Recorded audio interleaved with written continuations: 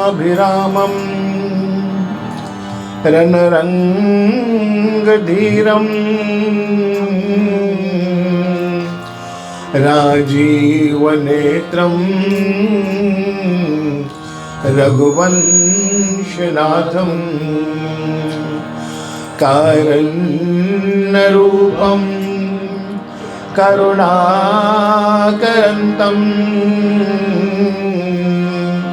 श्रीरामचन्द्रं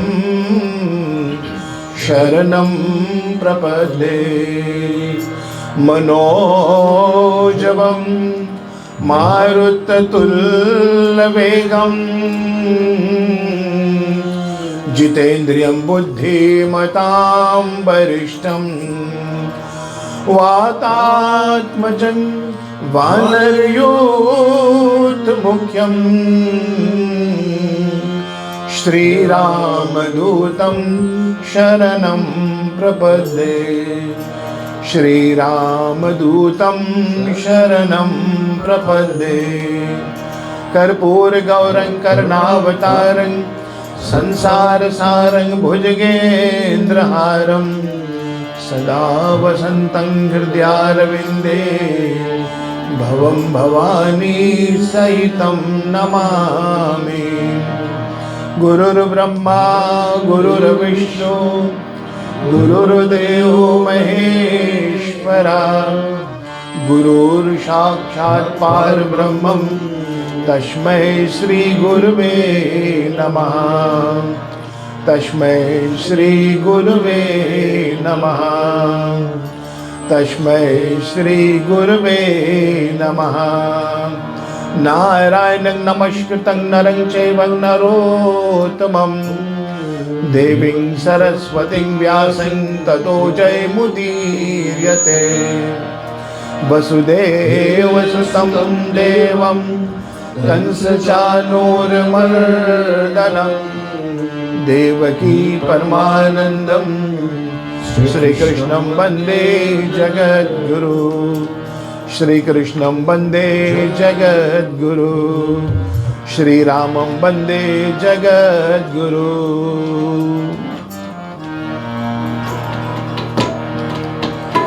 केशवा माधवा जय देवा मधुसूदना। केशवा सभी कोई गायो। जय देवा मधुसूदना। केशवा माधवा जय देवा मधुसूदना। केशवा माधवा जय देवा मधुसूदना।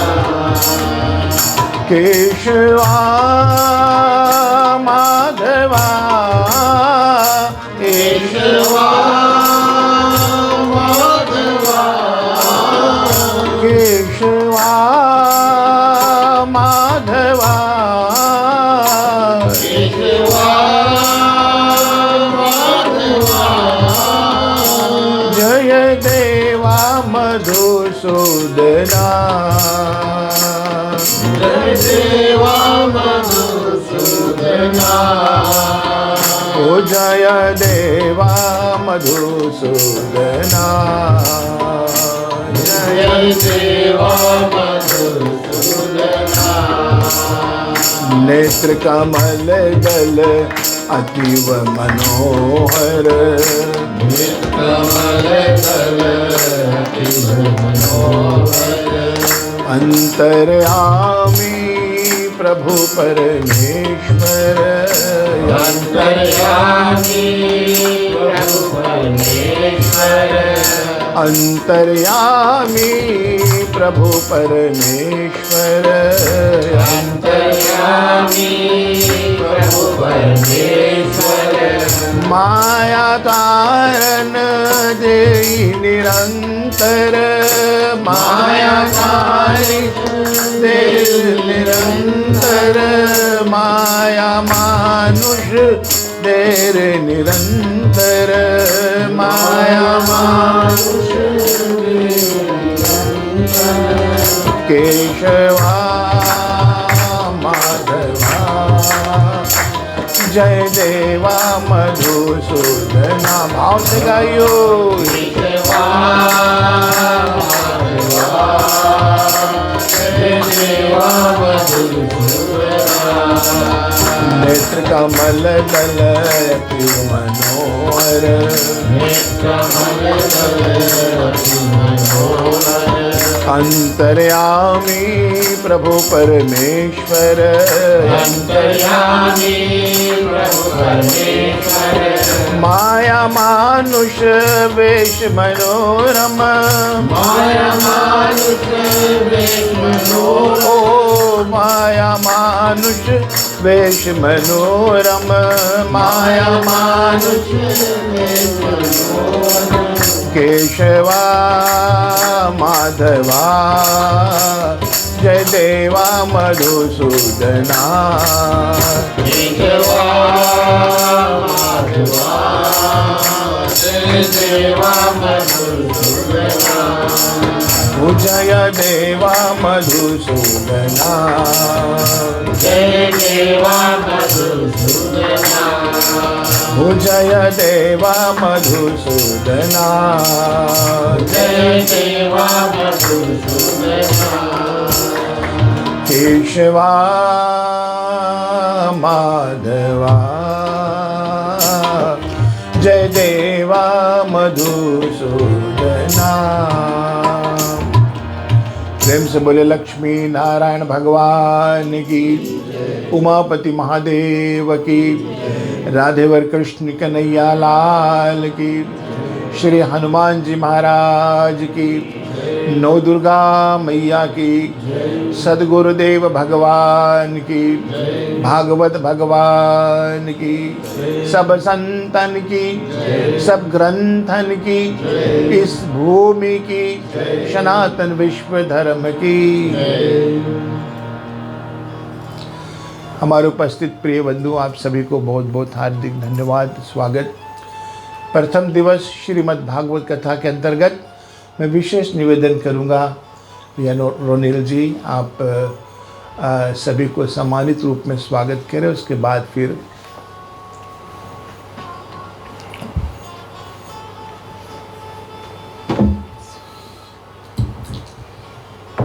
उपस्थित आदरणीय श्रोतागण, ये मेरा परम सौभाग्य है कि इस ग्रह परिवार श्रीमान श्रीमती राकेश कुमार, उनके माताजी जो फिजी से उपस्थित हैं और कुछ परिवार भी फिजी से आए हैं, तो गृहस्थ परिवार की ओर से आप सभी का हार्दिक हार्दिक अभिनंदन और स्वागत करते हैं कि आज वो दिन आया जो बहुत दिनों से हम और आप मिलकर के प्रतीक्षा देख रहे थे और तैयारी जो है भरपूर रूप से चल रहा था। तो परम आदरणीय गुरुजी न सिर्फ अकेले लेकिन समस्त परिवार सहित आज यहाँ पर उपस्थित हैं। उनको धन्यवाद देते हैं, उनके परिवार को धन्यवाद देते हैं। आपने मुख्य श्रोता परिवार की जो याचना है उसको स्वीकार किया और 7 दिवस से जो श्रीमद् भागवत महापुराण की जो कथा है उसको प्रारंभ करने का जो अवसर हमें प्रदान किया, ये दुर्लभ है, बहुत कम सुनने को प्राप्त होता है। खास तौर से मैं याद करना चाहूँगा श्रीमान श्रीमती राकेश की जो माता जी है, मुख्य याचक हैं और इनके मनोकामना जो थी श्रीमद् भागवत महापुराण की कथा सुनने की, आज परिपूर्ण हो रहा है इनके माध्यम से। और परिवार के लोग जो फिजी से आए हैं उनको स्वागत करते हैं। और भी कुछ परिवार हम जानते हैं, सुनने में आया है कि अभी पहुँचे नहीं हैं लेकिन आने वाले हैं, तो अंत समय अवश्य सभी को स्वागत करेंगे। लेकिन प्रथम दिवस में आप सभी का हार्दिक हार्दिक स्वागत और अभिनंदन। प्रिय श्रोतागण, अवस्था अनुसार और जगह अनुसार जो अनुष्ठान हुआ उस माध्यम से शायद हम और आप मिल कर के सभी लोगों को यहाँ पर माने कि फिजिकली यहाँ पर स्वागत नहीं कर पाए, लेकिन अवश्य फेसबुक के माध्यम से जो कथा इत्यादि सुन रहे हैं आप सभी को विशेष स्वागत करते हैं और क्षमा चाहेंगे अगर आपने मैसेज किया और आप यहाँ पर आना चाहते थे हमारा और आपका परम कर्तव्य बनता है कि जो जो लोग निमंत्रण इत्यादि मुख्य श्रोता परिवार दे, प्रथम हम उनको संबोधित करें। लेकिन आप सभी को हमने साधन प्राप्त किया कि आप फेसबुक लाइव के माध्यम से कथा जो है उसको श्रवण कर सकें।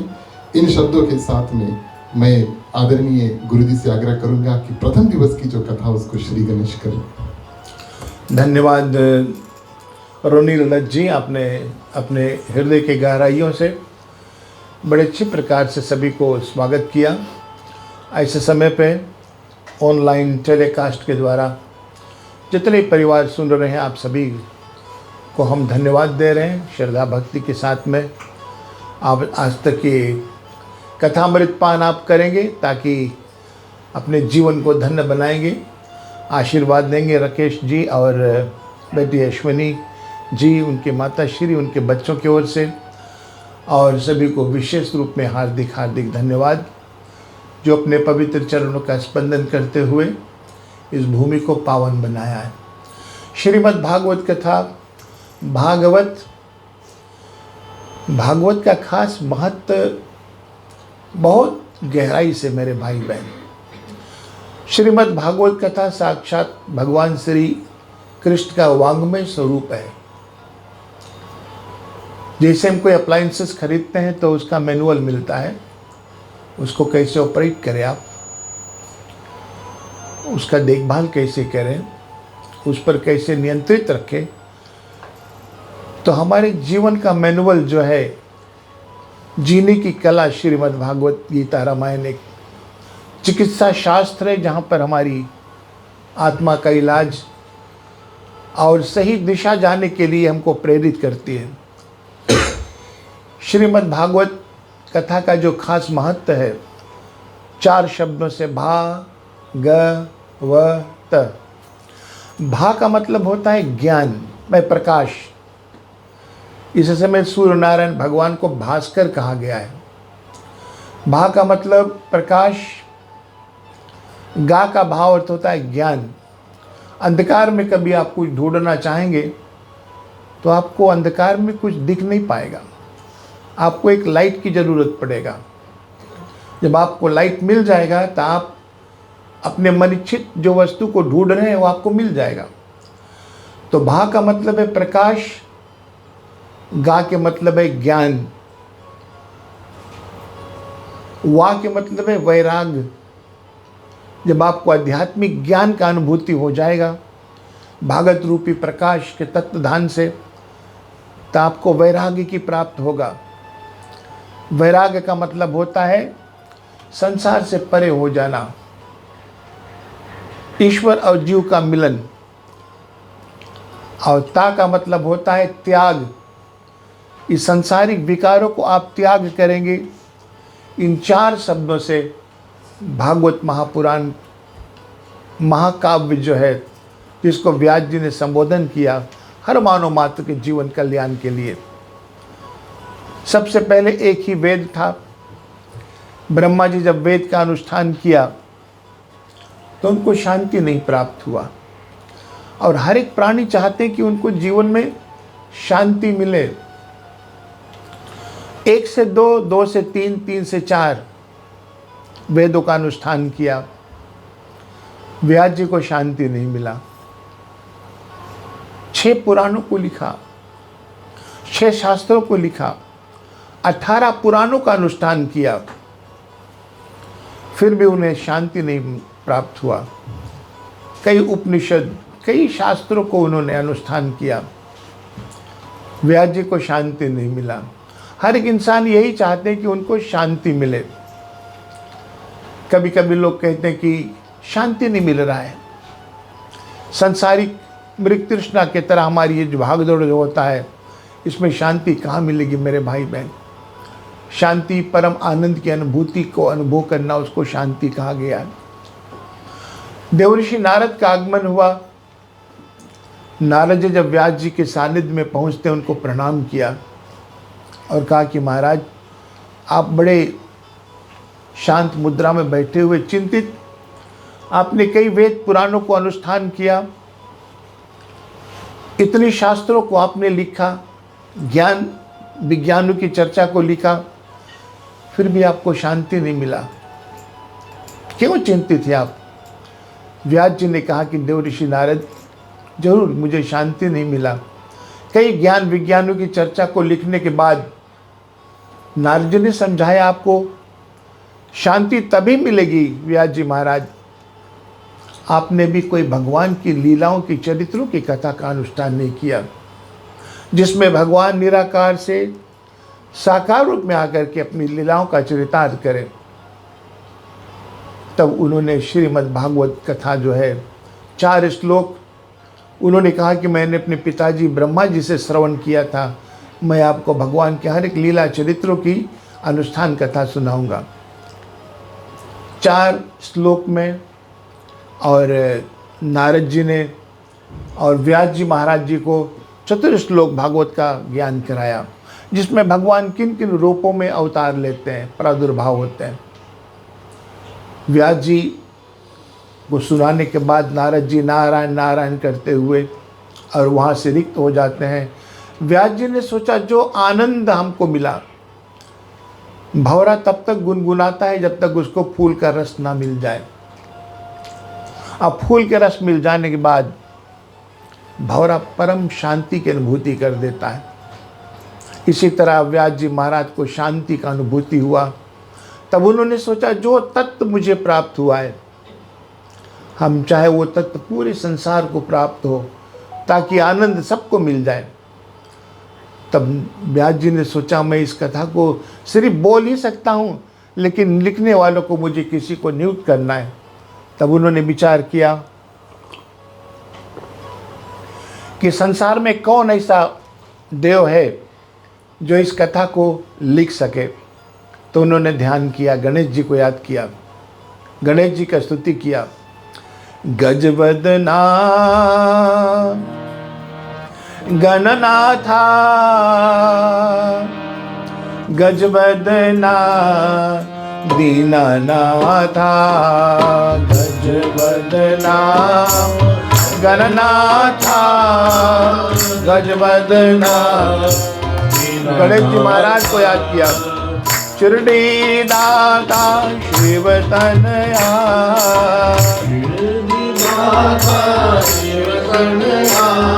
ओ शिरडी दाता शिव तनया,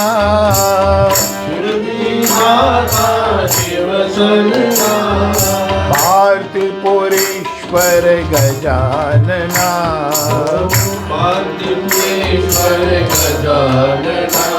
ओ पार्थिपुरेश्वर गजानना,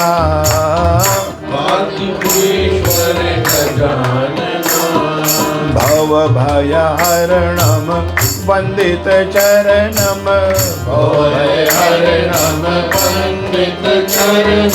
युग युग वंदित जयति गणेशा, युग युग वंदित जयति गणेशा, ओ युग युग वंदित जयति गणेशा, युग युग वंदित जयति गणेशा। गजवदना गणनाथा गजवदना दीननाथा,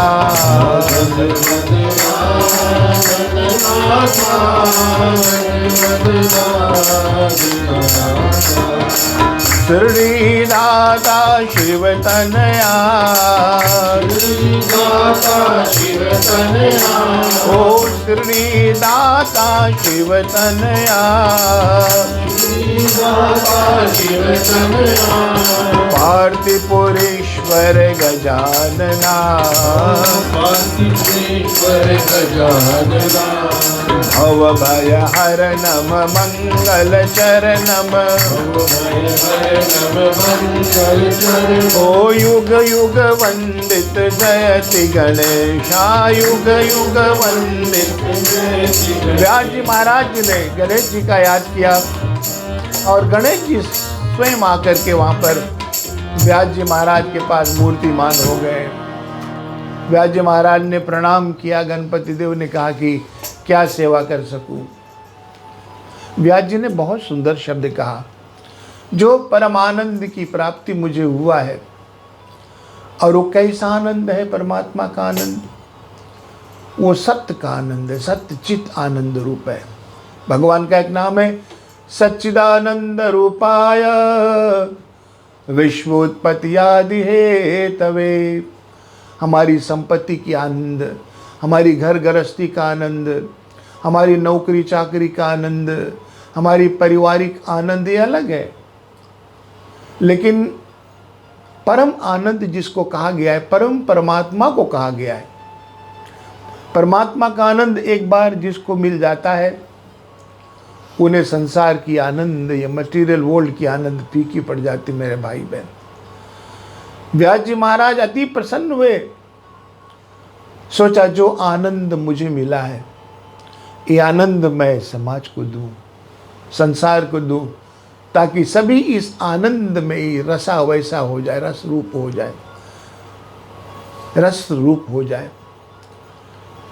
गणेश जी महाराज को निवेदन किया कि मैं चाहता हूँ ये 18,000 श्लोक वाली जो भागवत कथा है संसार में प्रसाद बटे, ताकि ज्ञान पाकर लोग अपने जीवन को संभाल सके, सही दिशा दे सके।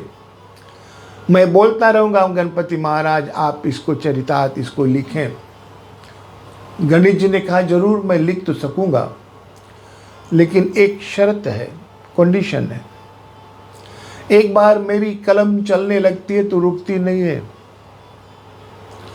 अगर आप बोलते गए तो मैं लिखता गया। आपकी वाणी अगर रुक जाएगी, मेरी कलम रुकेगी, फिर आगे कथा नहीं जाएगी। गणेश जी तो देवता है, परमात्मा है, लेकिन व्यास जी महाराज तो इंसान हम आप जैसे। लेकिन व्यास जी महाराज बड़े विशाल बुद्धि वाले थे।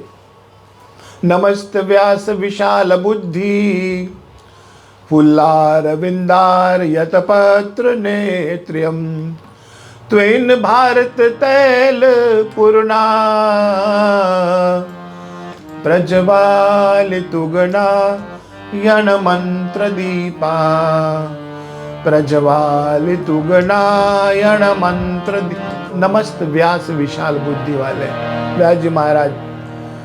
सोचा 18,000 श्लोक की कथा लिखना, बोलना, विश्वास और भरोसा किया कि अवश्य परमात्मा की कृपा होगा तो हम सही दिशा पर जाएंगे।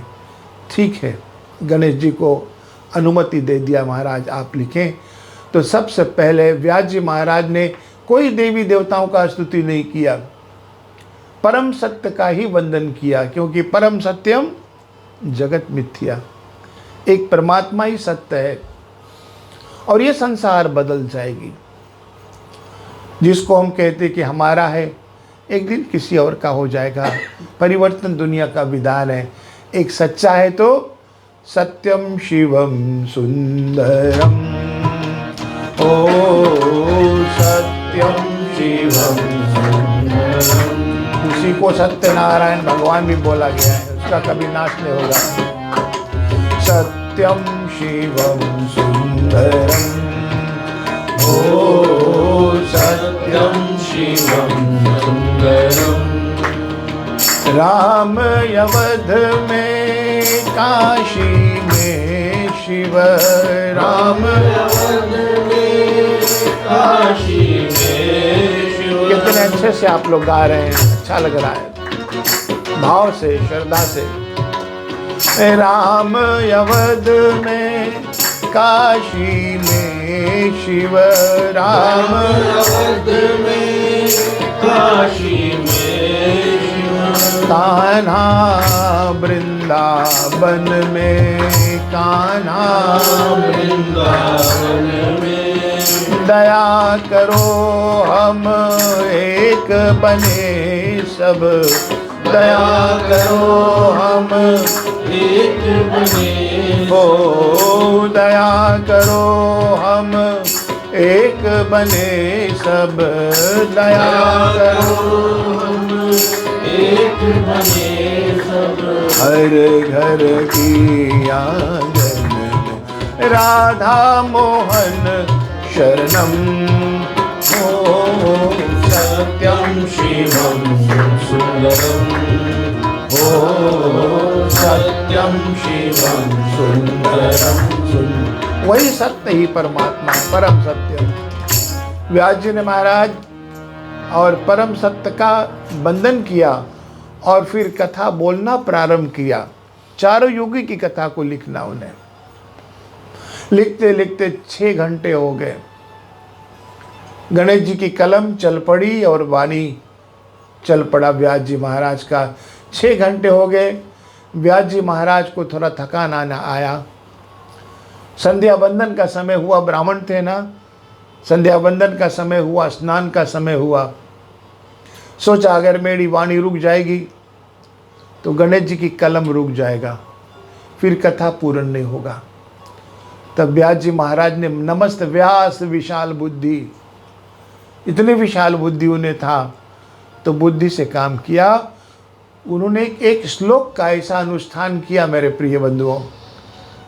व्यास जी ने सोचा शायद गणेश जी को 6 घंटे लगे होंगे, इसको 6 घंटे लगेंगे लिखने में। तब तक कि व्यास जी महाराज आसन से रिक्त हो गए, तुरंत जाकर के स्नान किए, कुछ समय गायत्री ध्यान किए, अल्प फलाहार, कुछ फल इत्यादि खाएं और 1 घड़ी विश्राम किया। सोचा गणेश जी महाराज शायद अंतिम शब्द लिखता होगा। और जैसे ही गणेश जी महाराज अंतिम शब्द समाप्त करने ही वाले थे, उस समय व्यास जी महाराज आकर के फिर वहाँ से लिंक जोड़ दिए। इसी तरह ये क्रम चलता गया। चारों युगों की कथा, किन किन रूपों में भगवान का अवतार होता है, किन किन रूपों में उनकी लीला चरित्रों का गान किया है। 18,000 श्लोक गणेश जी महाराज ने लिखा और व्यास जी महाराज, कितना प्रयास, कितना सेक्रीफाइस हमारे उन महात्माओं ने आज इस धर्म ग्रंथ के लिए किया है। संत महात्मा अपने लिए नहीं जीते हैं, दूसरों के लिए जीते हो। कितना उन्होंने अपने जीवन को समर्पित किया, उन्होंने समर्पण किया है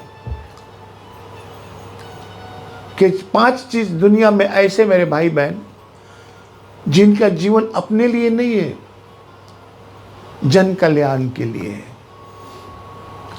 पहला है रामायण की चौपाई उत्तरकांड में, संत विटप सरिता गिरिधरणी, संत विटप सरिता गिरिधरणी, परहित हेतु सबन की करनी, परहित हेतु सबन की। संत विटप सरिता गिरिधरणी, परहित हित सबन की करनी। यानी पहला नंबर पर है, संत अपने लिए नहीं जीते, दूसरों के लिए। बिटप का मतलब होता है पेड़। पेड़ अपने लिए जमता है लेकिन फल देता, अपना नहीं खाता है, औरों को खिलाते हैं। सरिता नदी बहती है, पानी अपने लिए नहीं उपयोग करती है, पानी में हम स्नान करते हैं, पानी हम पीते, कपड़े साफ हम करते। संत विटप सरिता गिरी, गिरी का मतलब होता है पर्वतराज, पहाड़। पहाड़ अपने लिए नहीं है, दूसरों के लिए। पहाड़ों की पूजा हम लोग करेंगे, मुझे लग रहा है शुक्रवार को गिरिनाथ गोवर्धन भगवान को। कृष्णा की गिरिनाथ गोवर्धन का पूजा कराएंगे, अरे उनको पहाड़ का पूजा करेंगे, क्यों उनका पूजन करेंगे? तो कृष्ण कहा कि देखो जो कुछ मिलता है हमको पहाड़ से ही मिलता है। गाय छकड़े हम लोग चराते हैं गिरिनाथ गोवर्धन में, गाय दूध देती, हमारा उसी से व्यवसाय चलता है। लकड़ियाँ लाते हैं, भोजन पकाते हैं। तो संत विटप सरिता गिरिधरणी 5वां नंबर पर है। धरती, धरती अपने लिए नहीं है, हमारे आपके लिए मेरे प्रिय बंधुओं। धरती में कुछ काम करना हो तो हमें मेहनत करना पड़ेगा, धरती मैया हमको देगी। लेकिन 4 से सबसे पहले नंबर पर संत सबसे पहला नंबर है। क्यों संत पहला नंबर पर है? क्योंकि अगर संत के पास जाना नहीं पड़ता है, संत खुद हमारे द्वार पर आते हैं। सरिता गिरिधरणी, अगर पानी पीना हो आपको नदी के पास जाना पड़ेगा, इन सभी के पास, चार के पास जाना पड़ेगा। फल तोड़ना हो तो आपको पेड़ के पास जाना पड़ेगा। पहाड़ में कुछ आवश्यकता पड़ी तो आपको पहाड़ जाना पड़ेगा। जमीन में कुछ करना हो तो आपको जमीन के पास जाना पड़ेगा, लेकिन संत के पास जाना नहीं पड़ेगा मेरे भाई बहन। संत स्वयं तुम्हारे द्वार पर आएंगे। और कैसे आएंगे? तुम्हारे में अनुराग होना चाहिए, भगवत भक्ति होना चाहिए। कभी कभी लोग कहते हैं संत नहीं मिलते, नहीं, हमारा भाव नहीं है। अनुराग रखेंगे, प्रेम रखेंगे, संत खुद आएंगे घर पर। संत खोजने से नहीं मिलेंगे, अनुराग रखो। भविष्य अकेला, कोई नहीं उनके, संत अकेला कोई नहीं, लेकिन भजन किया, प्रभु का भजन किया। राम राम सीता राम, राम राम सीता राम। भविष्य में कुछ किया नहीं, सिर्फ राम राम सीता राम। भविष्य जब देखा श्री हनुमान जी आए हुए हैं, तब भविष्य फूट कर रोने लगा और उन्होंने कहा, अब मोहे भरोस हनुमंता, बिनु हरि भजे मिले नहीं संता। अब मोहे भरोस हनुमंता, बिनु हरि भजे मिले नहीं। मुझे भरोसा हो गया अभी तक, बिनु हरि भजे, बिनु भगवान का भजन करे और संतों का दर्शन नहीं होगा। हमने इतने दिनों तक भजन किया, संत रूपी श्री हनुमान जी स्वयं ओ खुद ही मिलने आएगा, वो खुद ही मिलने आएगा। तू बंदगी को बढ़ाए जा, तू बंदगी को बढ़ाए जा, तू बंदगी को बढ़ाए जा, तू बंदगी को बढ़ाए जा। गोविंद गोविंद गाए जा, गोविंद गोविंद गाए जा। और पंथ तेरा बढ़ाए जा, और पंथ तेरा बढ़ाए जा। ओ खुद ही मिलने आएगा, ओ खुद ही मिलने आएगा। खुद आएंगे दरवाजे के पास मेरे भाई बहन। तो मेरे कहने का मतलब यह है कि संत का जीवन जो होता है अपने लिए नहीं, परहित सरस, दूसरों के हित के लिए। तो व्यास जी महाराज ने सोचा मैं पूरे समाज को सिखाऊं, सुनाऊं ये ग्रंथ, हृदय का ग्रंथ। तब उन्होंने विश्वास किया, भरोसा किया, किसको सुनाऊं। लोग बीज वहीं तो बोते जहाँ पर जमता हो, ऊसर में नहीं बोएंगे, बालू में कुछ जमेगा नहीं। जहाँ पर इसका विकास हो, विकसित हो। अपने ही बेटा पर भरोसा किया, उनके पुत्र था सुखदेव जी महाराज, उनको पढ़ाया। कहा बेटा ये ज्ञान, ये अमर ज्ञान मैं तुमको इसलिए सुना रहा हूँ ताकि तुम भी ये पर सेवा कर सको। तुम्हारे पर भरोसा है, जैसे अधिकार उसी को दिया जाता है जो उस अधिकार पर वफादारी काम कर सके। अगर गलत लोगों को दे देंगे जो अधिकार, वो गलत दिशा पर ले जाएगा। तो व्यास जी महाराज ने अपने पुत्र पर भरोसा किया और सुखदेव मुनि महाराज जब इस रस का पान किया, शुक का मतलब होता है पोपट, तोता, और ये भागवत कथा जो है ये फल का रस है, ये रसो वैसा है, रस रूप भरा हुआ है।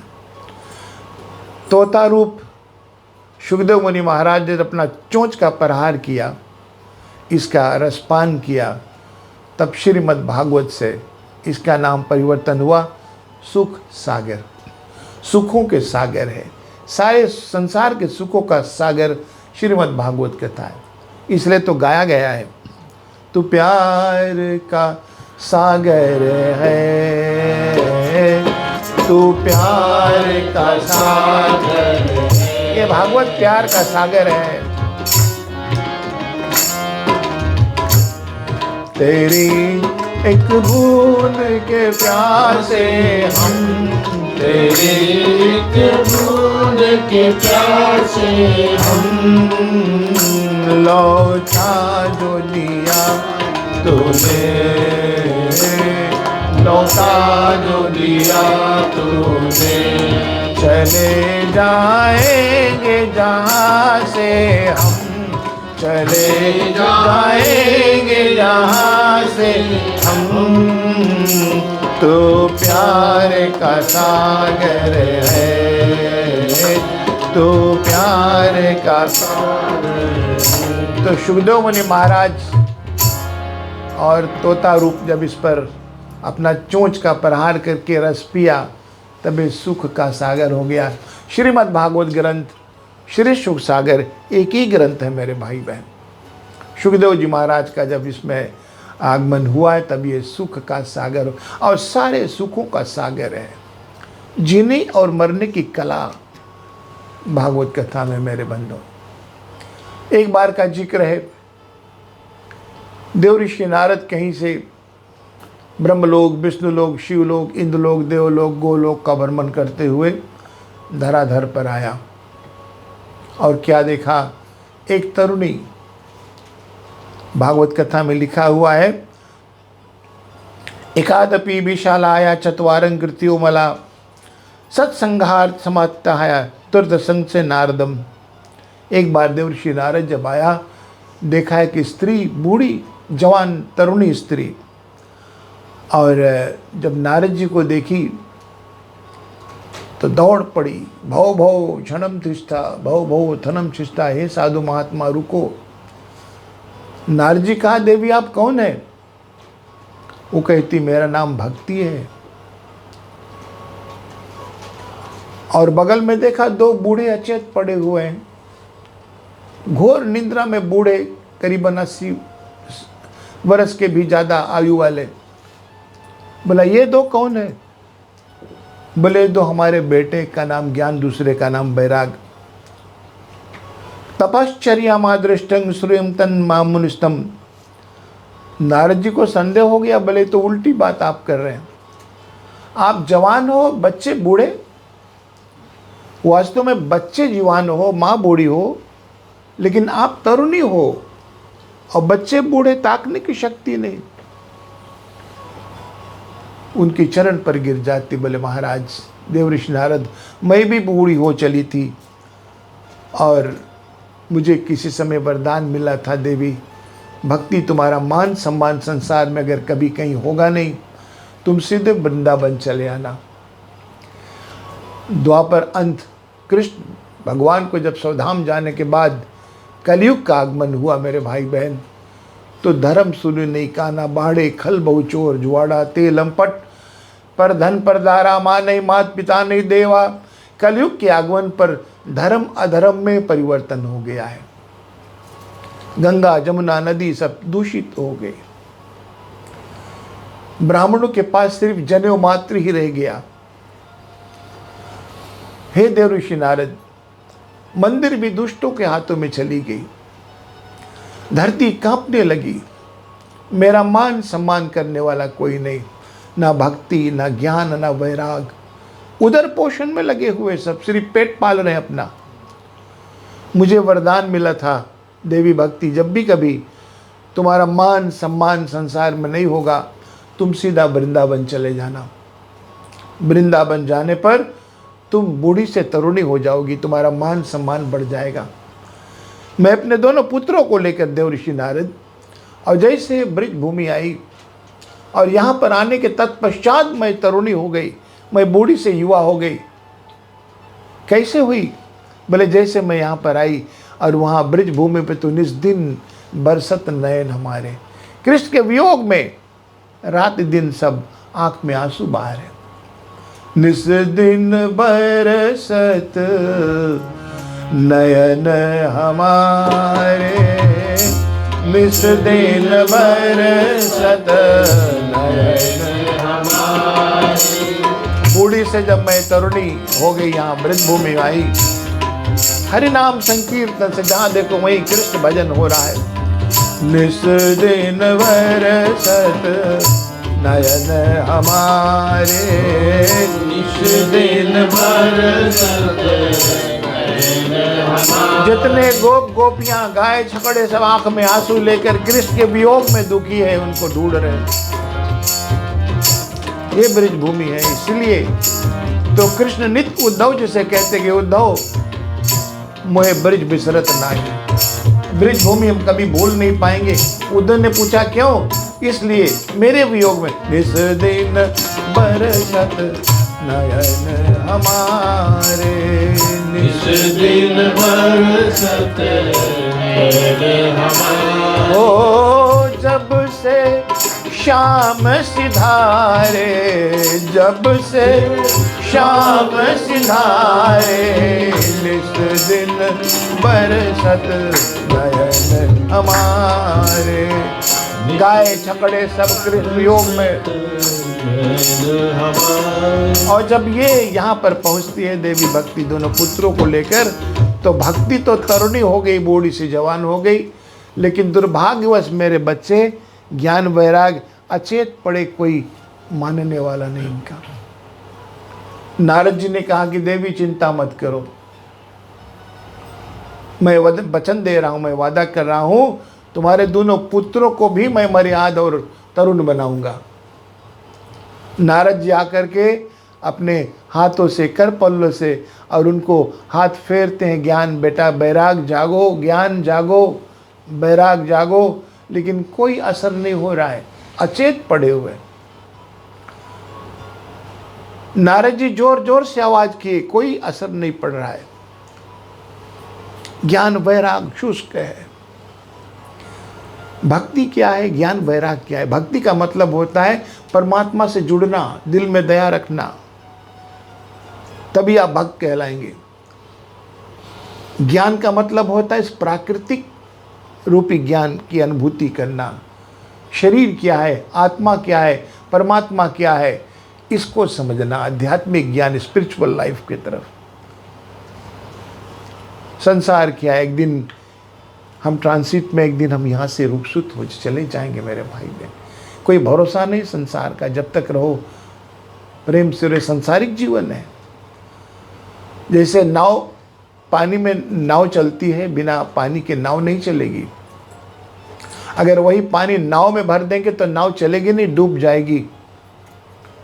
इसलिए परमात्मा ने व्यवस्था संसार को कैसे बनाया और कैसे चलाया है हमारे आपके लिए, सब सुविधा उन्होंने दिया है। आनंद से रहो, प्रेम से रहो। खाने पीने की सब व्यवस्था परमात्मा बनाया। अभी बत्ती जल रही है, इसको पैसा भरना पड़ता है। एयर कंडीशन के लिए भी पैसा भरना पड़ता है। लेकिन भगवान तूने कैसे इस दुनिया को बनाया, चलाया कैसे? सूर्य नारायण भगवान अपने उदय होते हैं, 8 घंटे लाइट देते हैं, अस्त हो जाते हैं। कौन स्विच ऑन स्विच ऑफ कर रहा है? Air conditioning switch on switch off, ये ठंडी ठंडी हवा चल रही है, कौन चला रहा है? ये परमात्मा ने तो और क्या है, इसको अनुभव करो, ये ज्ञान है। फूल का रंग देखेंगे, किसने रंगा है ये रंग? फूल की सुगंध को देखेंगे, कौन रंगा है? फल का रंग देखेंगे, क्या तूने रंग भरा? कैसे चलाया और कैसे बनाया उन्होंने आध्यात्मिक ज्ञान। ये ज्ञान का अनुभूति करो। पानी का मिठास, हमारा श्वास चलती है, ब्रीद इन ब्रीद आउट। रात में हम सूझ जाते हैं, ऑटो पायलट, घोर निद्रा में सूझ जाते हैं। ये सांस कौन चला रहा है? इसका अनुभव करो मेरे प्रिय बंधुओं। इन सभी पर आप अगर अनुभूति करेंगे, आप साधु हैं, संत हैं आप। इसी को वैराग कहा गया है। मटेरियल वर्ल्ड पर अगर रहेंगे तो इसको वैराग नहीं कहा गया है। अहम ब्रह्मास्मि, मैं कौन हूँ। भक्ति, ज्ञान और वैराग्य का मतलब होता है समर्पण। समर्पण का मतलब होता है सेवा। अपने जीवन में क्या सेवा हमने किया है, यही ज्ञान, वैराग्य और भक्ति है।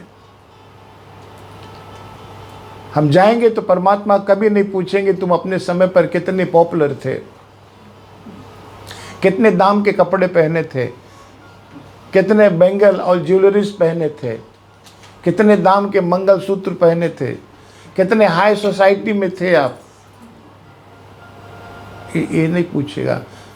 एक ही प्रश्न का उत्तर देना पड़ेगा जब भगवान पूछेगा, my dear friend what you have done for others. तो अपनी ज़िंदगी में क्या सेवा किया है, इसका उत्तर देना पड़ेगा। इसीलिए इसको कहा गया है समर्पण। ज्ञान, स्पिरिचुअल लाइफ की अनुभूति करो, शरीर आत्मा परमात्मा को अनुभूति करो। ज्ञान, भक्ति, दिल में दया रखो। बस बड़ा तिलक लगाने से, शॉल टांगने से हम भक्त नहीं होते हैं। दिल का परिवर्तन करो। वैराग्य का मतलब होता है सेवा। आज ये भागवत कथा हो रहा है यहाँ पर, ये इससे बड़ा सेवा और क्या हो सकता है। ज्ञान की अनुभूति, भागवत कथा जिसका पुण्य उदय होता उन्हीं को सुनने का अवसर मिलता है, मेरे भाई बहन सबको नहीं। तो नारद जी ने ज्ञान वैराग्य को जगा रहा है, लेकिन कोई इतना ज़्यादा पाप, कोई समर्पण करने वाला जीवन नहीं, सब उधर पोषण। नारद जी बहुत प्रयास किया लेकिन कोई मंत्र नहीं चला। ज्ञान वैराग्य शुष्क पड़े हुए। देवता लोग भी घबरा गए कि आज नारद जी को क्या हो गया है। जोर जोर से आवाज कर रहे, ज्ञान वैराग्य। नारद जी माथा ठोकने लगे कि इतनी प्रयास करने पर भी ज्ञान वैराग्य जाग नहीं रहे। तब उन्होंने गीता का श्लोक सुनाया, वसुदेव सुतम देवम कंस चानूरमर्दनम देवकी परमानंदम श्री कृष्णम वंदे जगद्गुरु। अहम वैश्वानरो भूत्वा प्राणिनां देमासिता प्राणापान समायुक्तम पचाम्य अन्नम चतुर्विधम ब्रह्मार्पणमैर्ब्रह्माहुतम ब्रह्मेण गंतव्यम ब्रह्म कर्म समाधिना। जब गीता का श्लोक बोला तब ज्ञान वैराग थोड़ा थोड़ा आंख खोलने लगे, करवटें लेने लगे, करवटें लेने लगे, लेकिन फिर शुष्क हो जाते हैं। देखेंगे भागवत गीता की श्लोक में, रामायण की चौपाइयों में कितनी शक्ति मेरे भाई। थोड़ा थोड़ा स्पार्क होगा जीवन में, थोड़ा हम गतिशील होंगे लेकिन उतना गतिशील नहीं हो पाएंगे। जैसे अगर हांडी में पानी चढ़ा हुआ गर्म है, अगर उस पात्र में गर्म पानी को कुछ ठंडा करना चाहो तो एक मुट्ठा बर्फ़ छोड़ दो तो टेम्परेचर डाउन हो जाएगी। बेईमानी के ढंग से हम धन कमाते हैं, हम सोचते हैं कि भाई हाँ थोड़ा गलत ढंग से पैसा कमाया है, पाप तो कमाया, एक भंडारा कर दे, थोड़ा टेम्परेचर डाउन होगा, थोड़ा शांति मिलेगी, लेकिन फिर गर्म पानी हो जाएगा। थोड़ी देर, उतने देर तक कि जब आप भंडारा किए 2-3 दिन थोड़ा नरम हो जाएगा दिल, लेकिन फिर वही धंधा शुरू हो जाएंगे। बुद्धिमानी इसी में है, बर्फ़ नहीं डालो पानी ठंडा करने के लिए, जो आगी बार रहे हैं उसको बुता दो। आगी बुता देंगे तो पानी का स्वभाव ठंडा है, वो तो स्वभाव से ठंडा है। इसलिए जीवन में अपने जीवन को समझने की प्रयास किया जाए मेरे प्रिय बंधुओं। तब नारद जी ने विचार किया कि अब ज्ञान वैराग की और शक्तियाँ नहीं आ रही है। तब उन्होंने देवी भक्ति को वादा किया था कि मैंने आपसे वादा किया था लेकिन मैं अपनी वादा पूरा नहीं कर पाया। बच्चे तुम्हारे ऐसे के ऐसे पड़े हुए बेचारे, लेकिन मैं वादा कर रहा हूँ इनको हम अवस्था करेंगे, जागृत अवस्था करेंगे। नारद जी जा कर के भगवान का तपस्या किया। श्रीमन्नारायण नारायण नारायण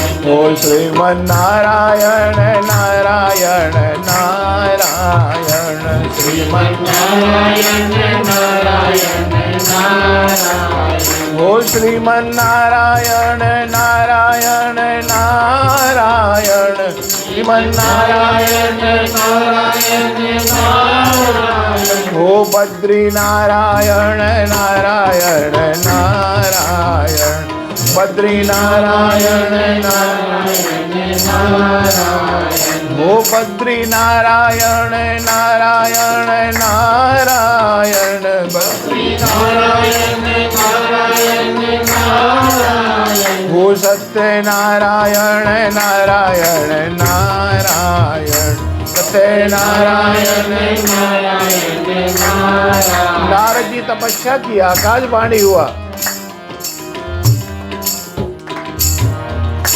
नारद जी ने अपना निवेदन सुनाया, ज्ञान वैराग भक्ति को मैंने, ज्ञान वैराग को और जागृति अवस्था में लाना चाहता हूँ महाराज, क्या उपाय करें।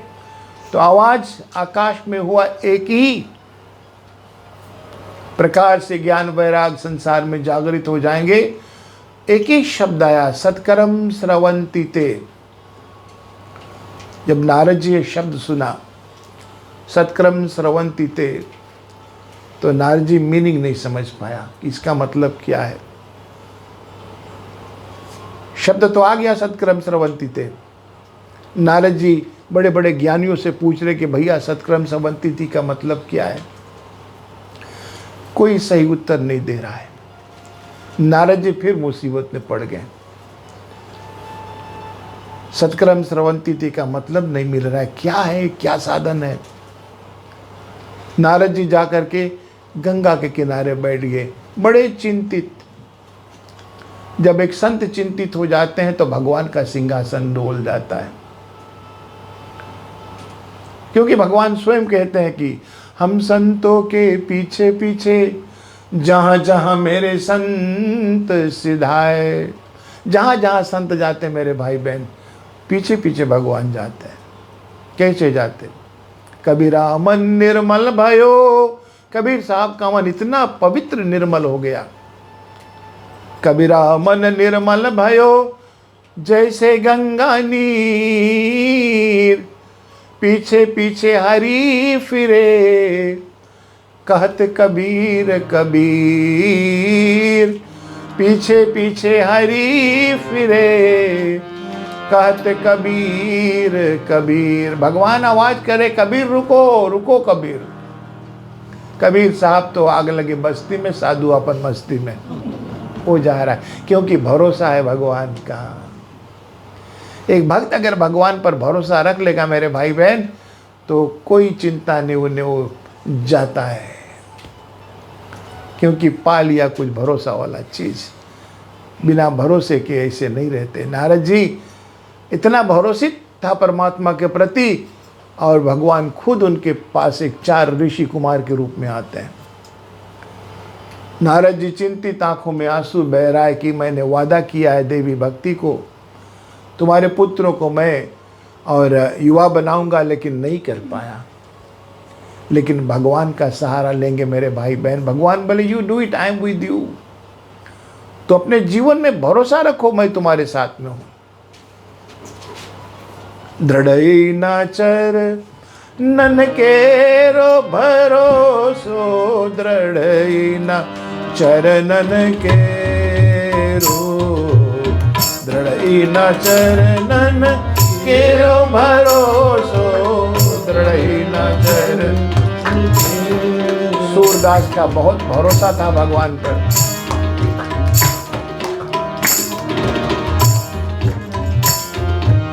दृढ़ई न चरणन केरो भरोसो, दृढ़ई न चरणन केरो, दृढ़ई न चरणन केरो भरोसो, दृढ़ई न चरणन।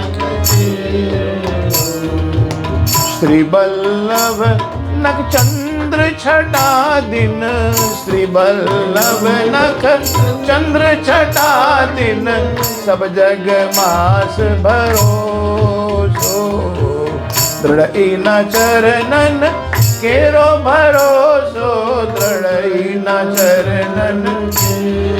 कलयुग में और कोई साधना नहीं मेरे भाई बहन,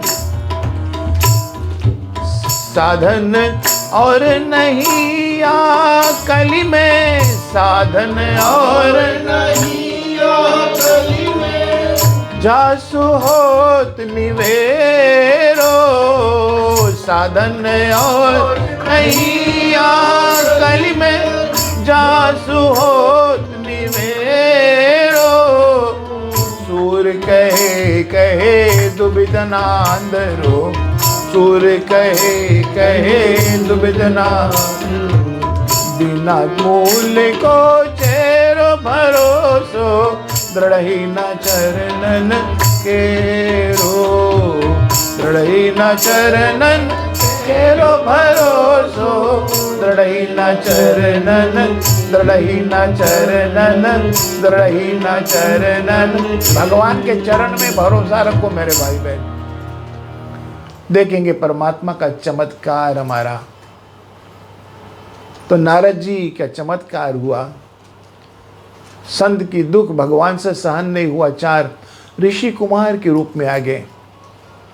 जैसे छोटी बिटिया बैठी हुई है कायरा, उतने बड़े बड़े 2 ऋषि कुमार लंगोट पहने जनेऊधारी। नारद जी को क्या करे, भगवान के दास तुम आज उदास, क्या कारण है? नारद जी ने कारण बताया, मैंने वादा किया था वो पूरा नहीं कर पाया, मैंने तपस्या किया, आकाशवाणी हुआ महाराज ज्ञान वैराग भक्ति को जागृत करना चाहो तो सत्कर्म स्रवंती थे, आवाज मिली लेकिन मुझे मालूम नहीं सत्कर्म स्रवंती थे का मतलब क्या है। कुमारों ने कहा रे देवर्षि नारद, सत्कर्म स्रवंती थे का मतलब होता है भागवत कथा सुनना। ये जो कथा हम सुन रहे हैं आज हो रहा है, ये कथा ज्ञान वैराग और भक्ति को जागृति करने वाला है, सही गति सही दिशा ले जाने वाला। नारद जी ने कहा इसका महत्व भले साक्षात भगवान कृष्ण का वाग्मय स्वरूप है, सब कुछ इसी में परिपूर्ण है। तो बोले महाराज आप ही सुना दो। ऋषि कुमारों ने कहा कि ठीक है नारद, कल हरिद्वार गंगा घाट आनंद घाट कहे कहे विशुद्धयन्ते भगवत कथा श्रवंती थे, वहाँ पर कथा का अनुष्ठान हो रहा है। जाओ ज्ञान वैराग भक्ति को कह दो, सीधे वहीं गंगे के घाट आ जाओ, जहाँ पर रोज सुबह शाम लाख लाख लोग गंगा की आरती करते हैं। हरिद्वार आनंद घाट मेरे भाई बहन, आज भी वहाँ पर सुबह शाम लाख लाख लोग आरती करते हैं। 4 व्यासपीठ का अनुष्ठान हुआ, सनक सनंदन सनातन सनंद कुमार, ये 4 ऋषि कुमार एक एक आसन पर और आरूढ़ हुए। देवऋषि नारद तुरंत गया, देवी भक्ति को कह दिया चलो गंगा के घाट, देवी भक्ति बच्चों को लेकर, और वहाँ ज्ञान वैराग का और जवानी लौट आएगी। इधर श्रीमद् भागवत कथा का अनुष्ठान हुआ। सर्व कल्याणार्थाय नमः। श्री कृष्ण गोविंद हरे मुरारी, हे नाथ नारायण वासुदेवा। श्री कृष्ण गोविंद हरे मुरारी, हे नाथ नारायण वासुदेवा। श्रीमद् भागवत गीता भागवत कथा का अनुष्ठान, ज्ञान वैराग देवी भक्ति वहाँ से आ रहे हैं। कथा प्रारंभ हुआ और जिस बीच कथा प्रारंभ हुआ, सनक सनंदन सनातन सनंद कुमार 4 ऋषि कुमार कथा का अनुष्ठान जैसे हुआ, देवता लोग फूलों की वर्षा किए। आनंद ही आनंद आ रहा है गंगा के घाट। और कुछ दूर दृष्टि किया तो कुछ नाम कीर्तन करते हुए कुछ लोग आ रहे हैं, सब देख रहे हैं कि कौन आ रहा है। श्री कृष्ण गोविंद हरे मुरारी, हे नाथ नारायण वासुदेवा। श्री कृष्ण गोविंद हरे मुरारी, हे नाथ नारायण वासुदेवा। श्री कृष्ण गोविंद हरे मुरारी, श्री कृष्ण गोविंद हरे मुरारी। हे नाथ नारायण वासुदेवा। श्री कृष्ण गोविंद हरे मुरारी। हे नाथ नारायण वासुदेवा।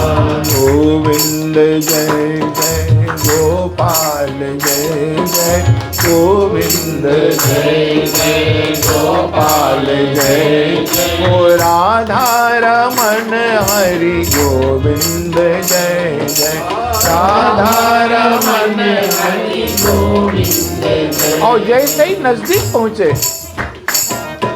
और उसी बीच सबने देखा रे तो देवी भक्ति ज्ञान वैराग को लेकर के आ रहे हैं।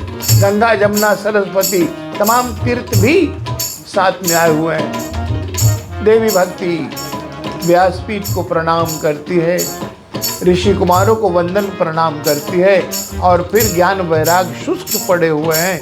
यह कथा प्रारंभ हुआ। 5 दिन बाद ज्ञान वैराग जैसे लाल गाजर नहीं मुखरित हो गए, युवा हो गए, शरीर से तेज आने लगा। उसी बीच देव ऋषि नारद आए। नारद जी आकर के देवी भक्ति को कहा कि देवी आप आए, अपने बच्चों को नहीं लाएं। देवी भक्ति की आंखों में आंसू आ गए। महाराज आपका प्रसाद है। ज्ञान वैराग उठकर नारद जी को प्रणाम किया। ज्ञान वैराग पुष्ट हो गए। और 7वें दिन की कथा में क्या हुआ प्रिय बंधुओं, साक्षात भगवान श्री कृष्ण मूर्तिमान हो गए। गंगा के तट पधारे उद्धव जी के साथ में।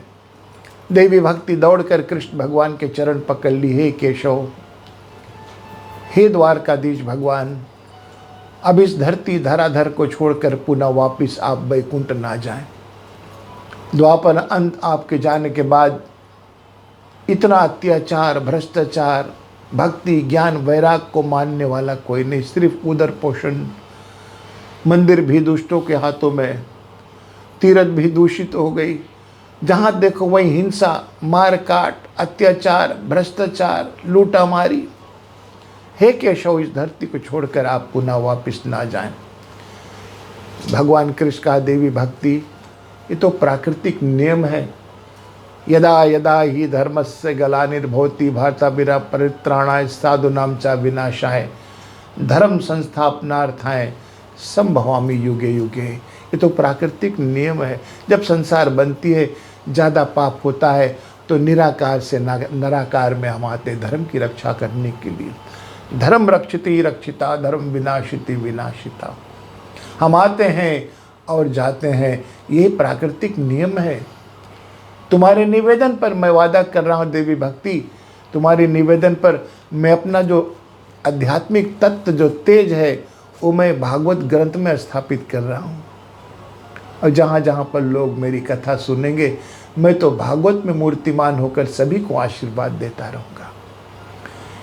भगवान की कथा हमारे हृदयांगम में जब प्रवेश करती, मेरे भाई बहन, कभी कभी लोगों की आंख में आंसू आ जाती है, कभी शरीर रोमांचित हो जाते हैं, कभी कभी रोंगटे खड़े हो जाते हैं, कभी कभी कथा से आप प्रसन्न हो जाते हैं, तो समझ जाना उस समय परमात्मा ने आपके सर पर अपना कर पल्लों से आपको ब्लेस किया है, आपको आशीर्वाद दिया है। कभी कभी ऐसे आनंद की माहौल हो जाती है जीवन में, तो समझ जाना साक्षात भगवान यत योगेश्वर भगवान श्री कृष्ण का वरदास्त है। इसीलिए ये ग्रंथ भागवत गीता रामायण ये कोई साधारण पुस्तक नहीं मेरे भाई बहन, साक्षात वांग्मय भगवान का स्वरूप माना गया है। ये पुरातन और सनातन है। कितने पुस्तक हम पढ़ते हैं, एक बार पढ़ते हैं, 2 बार पढ़ते हैं, न्यूज़ हम पढ़ते हैं तो आज अगर पढ़ा तो कल नहीं पढ़ेंगे, नहीं, ये तो कल हम पढ़ लिए सब। एक बार आप पढ़ ले तो उसको फिर आप अलग कर देते, लेकिन भागवत गीता रामायण नित्य नूतन है, क्योंकि परमात्मा की शक्ति है इसमें। कई हजार वर्षों से आरती श्री रामायण जी की कीर्ति कली, कई हजार वर्षों से रामायण की आज ताजा है मेरे भाई बहन। ये सनातन है, ये भगवान का वांग में, ये परमात्मा की शक्ति, परमात्मा की तेज के कारण से आज इनकी पूजा होती है। भागवत साक्षात कृष्णमय है, इसलिए इनका मर्यादा और सम्मान। देवी भक्ति भगवान से पूछी, ठीक है प्रभु, आप अपना तेज भागवत में स्थापित कर रहे हैं, मेरा स्थान बताइए, मैं कहाँ पर रहूं। भगवान कृष्ण का देवी भक्ति, कह के विशुद्धयन्ते भगवत कथा श्रवन्ति ते। आज गंगा के घाट पर जितने भक्त लोग आकर के कथा सुन रहे हैं, सभी के मन मंदिर में तुम अपना तेज स्थापित कर दो देवी भक्ति। और जब तक ये संसार रहेगी, जहाँ जहाँ पर भक्त लोग मेरी कथा सुनेंगे, आप सभी के मन में अपना जा कर के तेज स्थापित कर दो। देवी भक्ति उसी समय अपने शरीर आदृश्य होकर सबके मन में जा कर के स्थान ले ली। तो भक्ति मन से होता है, मन से होता मेरे भाई बहन। इसलिए भक्ति कभी कभी एकदम मुलायम हो जाती है तो आंखों में से आंसू निकल जाती है,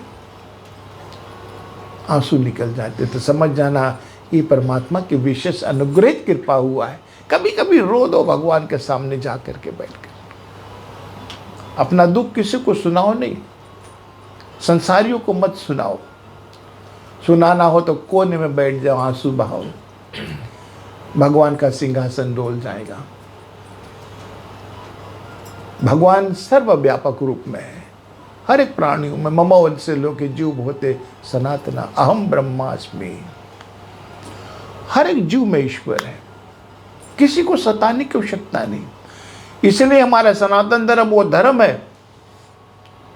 कहते किसी के जीव हत्या नहीं करो भैया, तभी कहते कि मांस नहीं खाओ। हमारा धर्म में मांस नहीं खाओ। मांस खाते तो जीव तो बद्ध होता है ना, मार्केट में आता है। इसीलिए इस पर बहुत विचार करना पड़ेगा प्रिय बंधुओं। दिशा किधर जा रही है, हम किधर जा रहे हैं, अपने आप को पहचानिए, हम कौन है। एक जीव हम बना नहीं सकते तो मारने की आवश्यकता नहीं है। फिजिकल बॉडी माता पिता के द्वारा मिला है, माई बाप ने हमें ये शरीर दिया है, लेकिन जीव माता पिता नहीं दे सकते।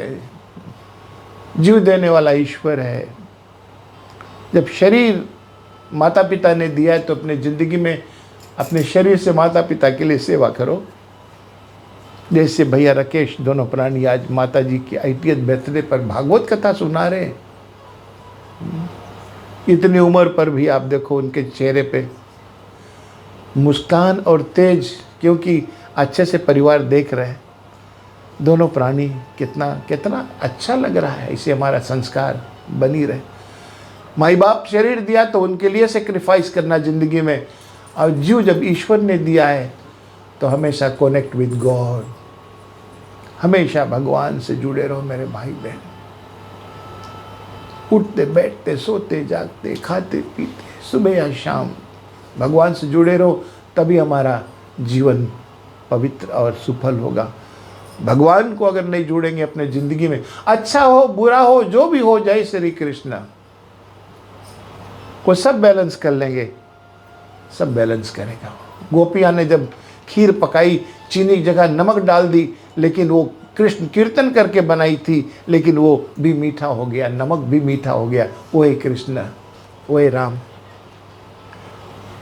तो इसीलिए भागवत कथा जो है ये बहुत जन्मों की पुण्य जब प्राप्त होता है तब सुनने का अवसर मिलता है। यहाँ तक 7 पीढ़ी आपके उद्धार हो रहे हैं, ना कि सिर्फ आप लोग सुन रहे हैं, 7 जनरेशन को उद्धार कर रहे कथा अमृतपान से।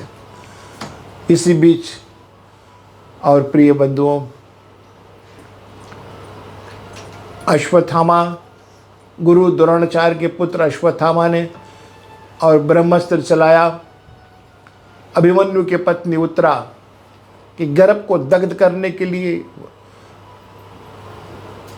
और वंश को रोकने के लिए, पांडवों की वंश को रोकने के लिए जब प्रयास किया, उन्होंने ब्रह्मास्त्र चलाया, उत्तरा व्याकुल हो गई। अग्नि में, उनके उदर में अग्नि जैसी जलने लगी, व्याकुल हो गई। ब्रह्मास्त्र का जब प्रहार हुआ, अश्वत्थामा ने चलाया, उत्तरा व्याकुल होकर हाँ कृष्ण, हाँ केशव, हाँ केशव, आंखों में आंसू बह रही है। कृष्ण को याद की, भगवान श्री कृष्ण कहाँ नहीं प्रवेश करते। उसी बीच भगवान यत योगेश्वर श्री कृष्ण अपना तेज स्थापित किया उत्तरा के गर्भ में और उस ब्रह्मास्त्र से रक्षा किया। और जब भगवान अंकुश बराबर शरीर धारण किया, उत्तरा के गर्भ में बच्चे को चारों तरफ घूम रहे, संग चक्र गदा पद्ममाला सलंकृत गर्भ में जो बच्चा था वो चारों तरफ दिशाएं से देख रहे हैं। हाय हाय, कितना अच्छा बालक होगा उस समय जब भगवान श्री कृष्ण का दर्शन कर रहा है, गर्भ में दर्शन कर रहा है। समय सुकाल उत्तरा ने बच्चे को प्रसव की। अभी अभी गर्भ में थे तो चारों तरफ दिशा उनकी आंख चल रहा था, और जैसे ही धराधर पर आया माँ उत्तरा के गर्भ से, तो भी आंख उनको रुका नहीं, चल रहा है, ढूंढ रहा है। हाय हाय, जिस चतुर्भुज नारायण का दर्शन माँ के गर्भ में कर रहा था वो कहाँ अदृश्य हो गया। और इस बीच उस जन्मे हुए बालक का नाम रखा गया परीक्षित। परीक्षित के मतलब है परीक्षा करना। जैसे उन्होंने धराधर पाया तो परीक्षा करने लगा, किसका, वही ढूंढ रहा है। इसलिए जो माँ बहनें गर्भ अवस्था में रहते हैं, परमात्मा उनके गर्भ में अपना तेज स्थापित करता है। बच्चा को देखता, बेटा तुमको कई योनि से छुड़ाकर मैं मनुष्य योनि में भेज रहा हूँ, याद रखना, हमको भूलना मत। बच्चा दर्शन करेगा। इसका और स्पष्टीकरण कई बार मैंने कथाओं में कहा, जब कोई भी माँ बहन हो, उनके बच्चे होते हैं, 2-3 दिन बाद बच्चा खिलखिला कर हंसता है। कौन हंसा रहा है उसको? आता है बेटा, भूलना नहीं, याद रखना। नहीं, हम नहीं भूलेंगे, हंसेंगे, खिलखिला कर, या परमात्मा ये रूप नहीं भूलेंगे। लेकिन जैसे जैसे बच्चा बड़ा होता है, गुड्डी खिलौना में फिर डिस्कनेक्ट हो जाते हैं। मैं और मोर तोड़ते माया में फंस जाते हैं। इसीलिए तो फिर बाद में बताया जाए कि वहाँ से लिंक फिर जोड़ो, फिर गुरु बनाओ। लोग गुरु बना लेते हैं, तो गुरु आपको साथ साथ नहीं चलेगा। गुरु खाली टोच बार के आपको दे देगा, भैया टोच बार कर हम दे रहा हूँ, बस अब तुम रास्ता चलो। गुरु संगे संगे नहीं रहेंगे। बस समझ जाना, बड़ा टोच दे दिया गुरु एक, यहाँ से तुम बेटा ही प्रकाश की ओर बढ़ते रहो, प्रयास करते रहो, तुम्हारा जीवन सार्थक होगा। तो इसी तरह वो बालक परीक्षित हुआ। पांडवों के बाद राजा परीक्षित उस गद्दी पर आरूढ़ हुए। परीक्षित महाराज अपनी राज सत्ता को बड़े सत्यवादी भाव से राज सत्ता चला रहा था।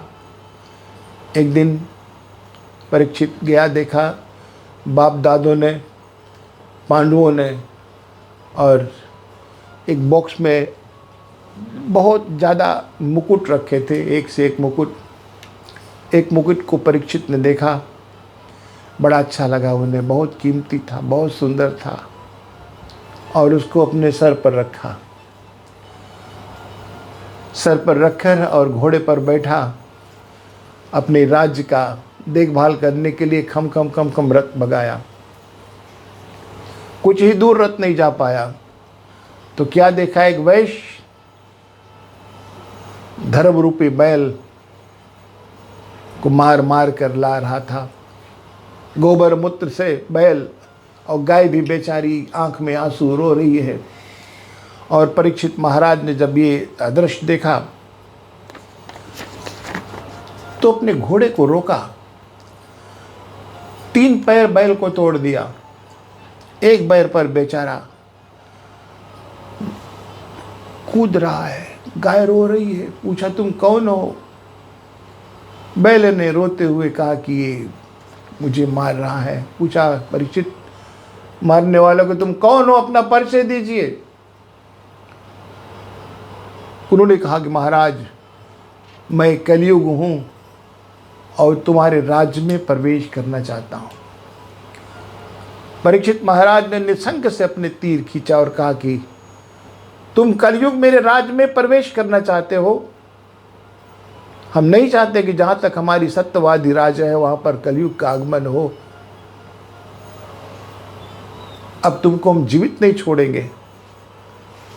त्राही माम कलयुग महाराज दौड़कर परीक्षित महाराज के चरण पकड़ लिया। बोले महाराज मेरा एक निवेदन सुन लो, सुनने के बाद आप जैसी इच्छा उचित समझना, चाहे मुझे प्राण दान देना, चाहे मुझे जीवित रखना। बोले बोल क्या है। उन्होंने कहा कि सतयुग त्रेता द्वापर में परमात्मा की भक्ति प्राप्त करने के लिए लोगों को कई हजार वर्षों तक इतनी त्याग तपस्या करना पड़ता, कठिनता से परमात्मा की भक्ति मिलती। लेकिन कलयुग मेरे समय पे, रामायण में तो रोज गाई जाती है, एक घड़ी आदि घड़ी पुनियादों में आद, तुलसी संगत साधु की कटय कोट अपराध, सियावर रामचंद्र की। कलयुग में सिर्फ एक घड़ी आधी घड़ी, 1 घंटा नहीं तो आधा घंटा, आधा घंटा नहीं तो 15 मिनट, 15 मिनट नहीं तो 7 मिनट्स, 7 मिनट नहीं तो 3.5 मिनट, 1.5 मिनट, यहाँ तक 1 मिनट नहीं आधा मिनट। संतों ने कहा अगर आधा मिनट भी नहीं तो निमिष दंड भरी एकहु बारा। निमिष दंड जितना देर हम आँखी का पलक मारते हैं, उतना देर अगर एक सच्चा संत का संगत हो गया तो जीवन दायां से बायां हो जाएगा। मेरे भाई बहन, सही दिशा आप ले लेंगे। कलयुग में बहुत ज़्यादा ज्ञान की ज़रूरत नहीं, बहुत ज़्यादा ध्यान की ज़रूरत नहीं, ज्ञान की ज़रूरत नहीं, जंगलों में तपस्या करने की ज़रूरत नहीं। कलयुग में सरल स्वभाव न मन कुटलाई, सिर्फ सरलता से रहना, प्रेम से रहना, भगवान का भजन करना, परमात्मा की भक्ति मिल जाएगा। कलयुग महाराज जब ये बात बताया तब परीक्षित महाराज ने सोचा तब तो ये तो अच्छा है, बहुत कठिन नहीं है, अगर कम समय में परमात्मा की भक्ति मिले। तो कहा कि महाराज मुझे स्थान बताइए, मैं कहाँ रहूँ। जैसे भक्ति मांगी जगह, बोले हर एक प्राणी के भक्तों के मन मंदिर में, लेकिन अब यहाँ कलयुग जगह मांग रहा है। बताओ महाराज मैं रहूँ तो कहाँ रहूँ। तो परीक्षित महाराज ने उनको जगह दे रहा है। बोले महाराज पहला जगह तुम्हारा जहाँ पर जुआ हो, कसिनो,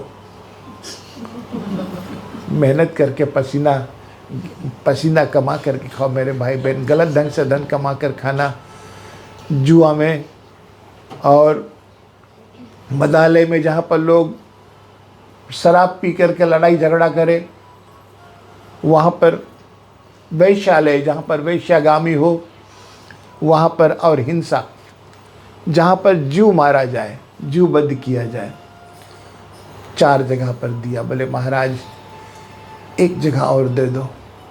परीक्षित महाराज ने कहा कि नहीं बस इतने ही जगह आपके लिए पर्याप्त है। बोले महाराज कुछ विस्तृत आ जाएंगे तो कहाँ रहेंगे। तो उनको कहा कि दूषित सुवर्ण गोल्ड में। तो जैसे ही परीक्षित महाराज ने कहा कि गोल्ड में, सुवर्ण में, दूषित सुवर्ण में, तो परीक्षित महाराज जो मुकुट पहने थे गोल्ड का था, तुरंत कलयुग महाराज उसके मुकुट पर स्थापित हो गए, अपना तेज समा दिया। परीक्षित महाराज के सर पर अब कलयुग सवार हो गया है, घोड़ा दौड़ाया।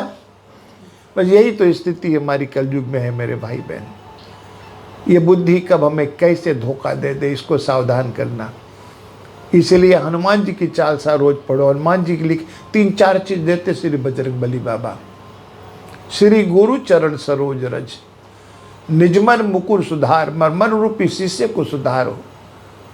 निजमन मुकुर सुधार, वर्णहु रघुवर विमल सजो दायक फलचार, बुद्धिहीन तनु जान के सुमिरो पवन कुमार। बल, बुद्धि, विद्या देहु मोहि हरहु कलेश विकार। मुझे 4 चीज़ हनुमान जी देते हैं। बल यानी ताकत की जरूरी है, बुद्धि के साथ में विद्या होना जरूरी है। अगर बुद्धि के साथ में विद्या नहीं है तो इंसान और जानवर में कोई फर्क नहीं माना जाएगा। बल, बुद्धि, विद्या, देहु मोहि हरहु कलेश विकार। मेरे इग्नोरेंस को दूर करे, मुझे सही दिशा दे। बजरंग बली बाबा का नित्य विश्वास के साथ में आप उनका स्तुति करें। नहीं तो मन के काम है सोचना, बुद्धि के काम है विचार करना। अगर बुद्धि नहीं हमारे पास तो हम क्या विचार कर पाएंगे। इसीलिए अज्ञानता के कारण से हम अपने जीवन में जो हमें करना चाहिए हम वो नहीं करते हैं, जो नहीं करना चाहिए हम वो करते हैं। जो हमें खाना पीना चाहिए वो हम नहीं खाते पीते हैं, जो हमें नहीं खाना पीना चाहिए वो खाते पीते। तो गति किधर जाएगा हमारा। इसलिए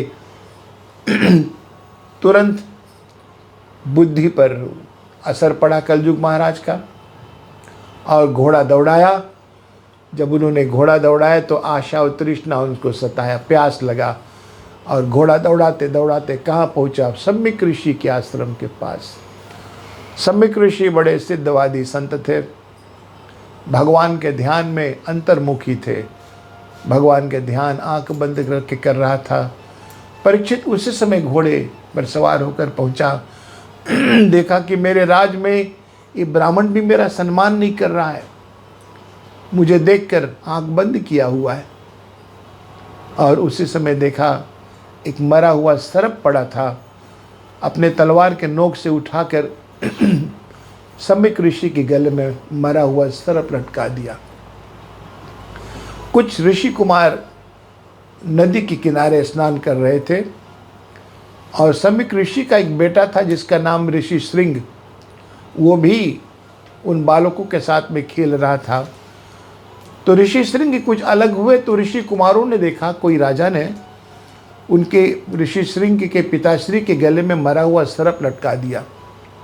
इन कुमारों ने जाकर के ऋषि श्रृंग को कहा कि ऋषि श्रृंग तुम यहाँ खेल रहे हो, जाकर के देखो तुम्हारे पिताश्री के गले में कोई राजा ने मरा हुआ सर्प लटका दिया।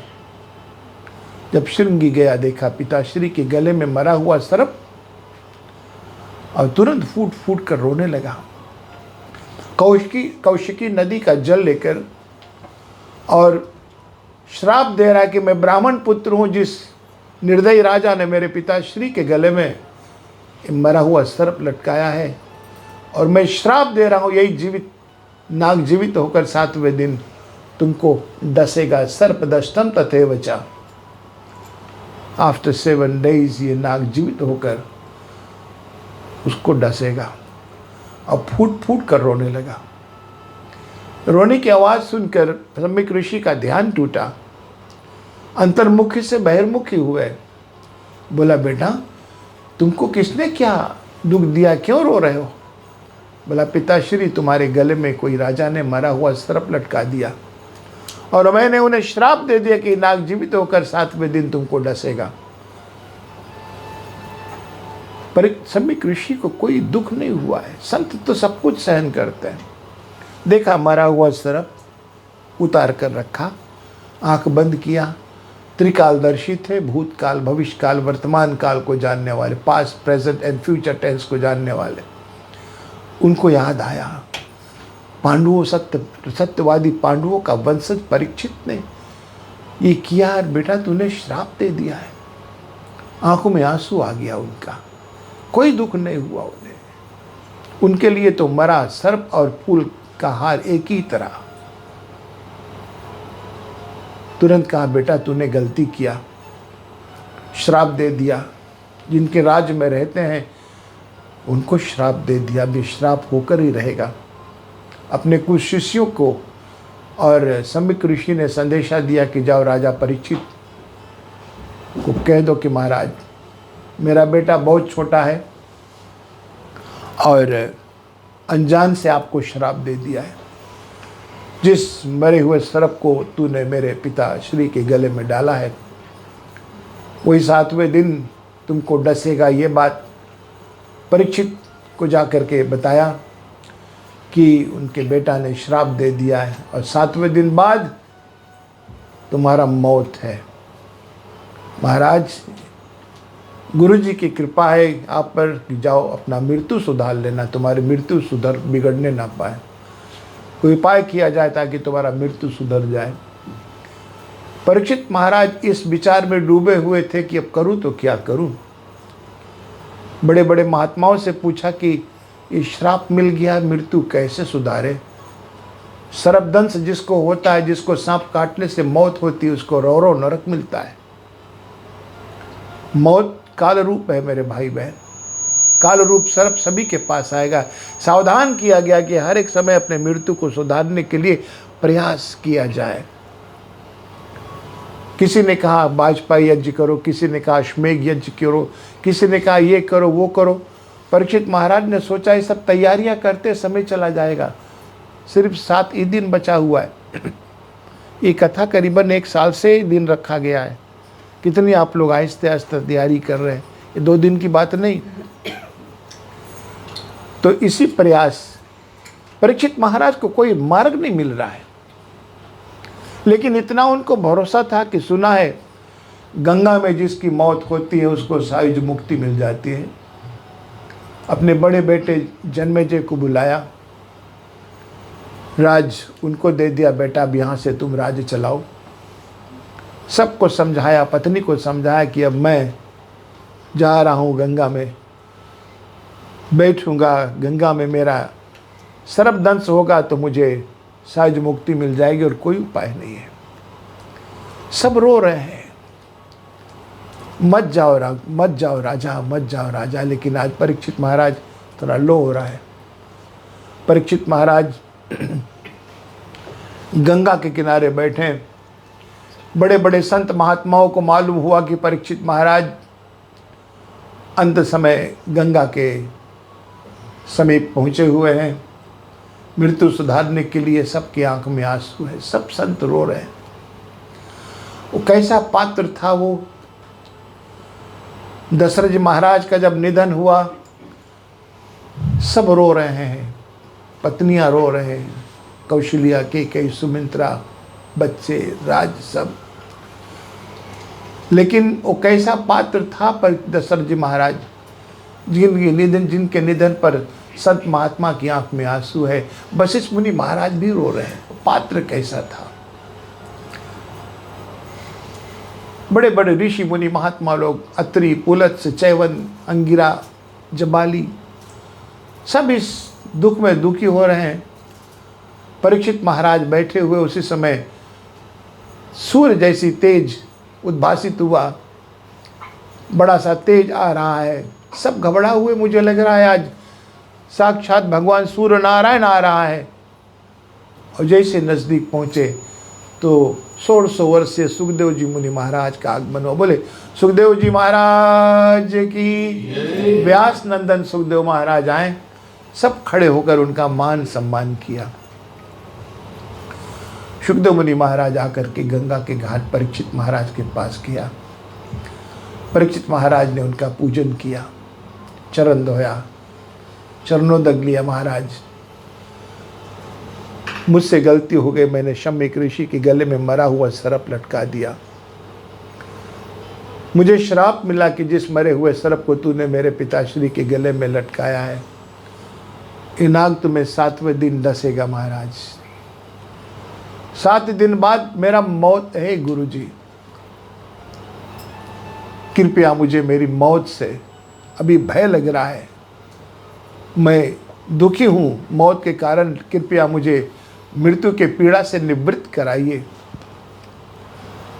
सुखदेव मुनि महाराज ने उनको आश्वासन दे रहे हैं, साधुवाद साधुवाद साधुवाद, धीरज रखो महाराज, तुम्हारा हर एक इच्छा को पूर्ण करने के लिए मैं प्रयास। क्या सुनना चाहते तुम्हें मैं सुनाऊं, क्या सुनाऊं अंत समय पे, जिससे कि तुम्हारी मृत्यु सुधर जाए। तब परीक्षित महाराज ने बताया उन्हें, महाराज मुझे भी मौत का दुख है, ये सब छोड़कर एक दिन हम चले जाएंगे, कृपया मुझे अब मेरी अंत समय पे मुझे मेरी इष्ट देव की कथा सुनाइए। सुना है भगवान किन किन रूप में अवतार लेते हैं, कहते हैं जिसका कोई नहीं होता उसके परमात्मा होता है। संग साथी सब तज दियो, कोई न निभियो साथ, एक दिन ऐसा आएगा कोई नहीं साथ देगा। संग साथी सब तज दियो, कोई न निभियो साथ, कह नानक इस विपत्ति में एक टेक रघुनाथ। अंत में भगवान का सहारा होता है। मेरा मन भगवान में लगाइए। वो किन किन रूपों में भगवान का अवतार हो रहा है। सुना धराधर पर भगवान जब अधिक पाप होती है तो भगवान निराकार से साकार में आते हैं। कैसे आते हैं, किन किन रूपों में, चारों युगों में भगवान किन किन रूपों में परिणित हुए अवतार लिए, मुझे कृपया ये कथा सुनाइए। परीक्षित महाराज ने कहा कि महाराज धन्य आप, ये कथा सुनाएंगे तुम्हें, बिहान सुनाएंगे लेकिन 22 घंटा बाद सुनाऊंगा, और 22 घंटा बाद कल 7 बजे आएंगे या 7:15। यहाँ से आज की कथा को हम विराम कर रहे हैं और सभी को बहुत बहुत धन्यवाद दे रहे हैं। और टेलीकास्ट लोगों को भी सुनने के लिए बहुत बहुत आशीर्वाद। हम लोग चलेंगे, भारती का गायन करेंगे और उसके बाद शुभकामना के साथ में अर्धरात्रि की कथा को विराम करेंगे। बोलिए भागवत भगवान की।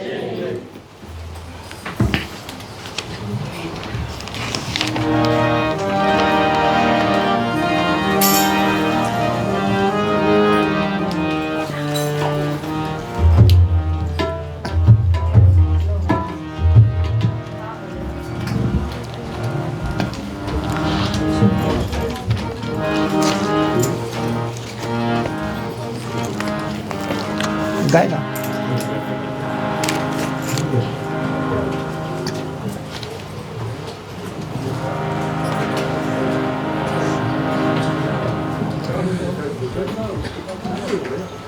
गड़बड़े में गा देगा।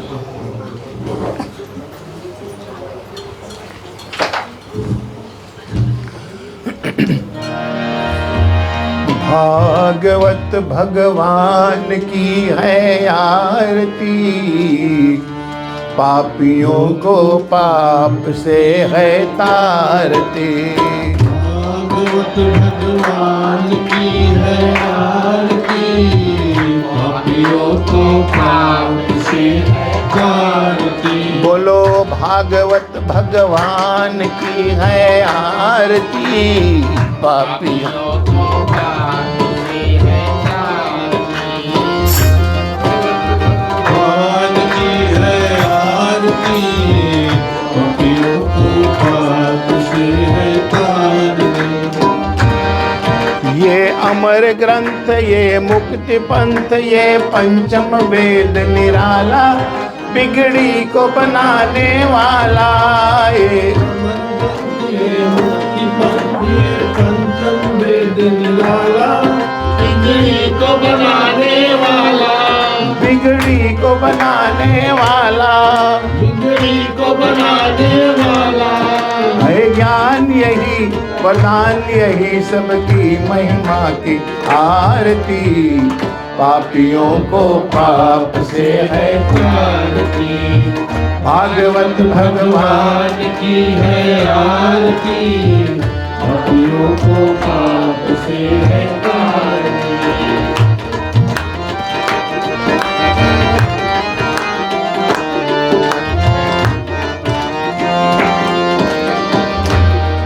ये शांत गीत पावन पुनीत, पापों को मिटाने वाला, हरि दर्श दिखाने वाला। शांत गीत पावन पुनीत, पापों को मिटाने वाला, हरि दर्श दिखाने वाला। हरि दर्श दिखाने वाला, हरि दर्श दिखाने वाला। है ज्ञान यही वरदान, यही सबकी मंगल की आरती, पापियों को पाप से है तारती। भागवत भगवान की है आरती, पापियों को पाप से है तारती। बोलो भागवत भगवान की है आरती, पापियों को पाप से है तारती।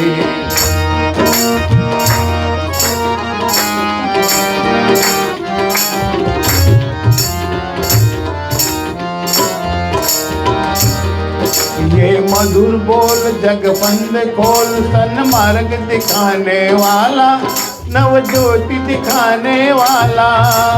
मधुर बोल जगबंद खोल, दिखाने वाला, ज्योति जलाने वाला। ये मधुर बोल जगबंद खोल, सन्मार्ग दिखाने वाला, नव ज्योति दिखाने वाला। ये मधुर बोल जगबंद खोल, सन्मार्ग दिखाने वाला, ज्योति जलाने वाला। श्री राम यही घनश्याम यही मधुसूदन की है आरती, पापियों को पाप से है आरती।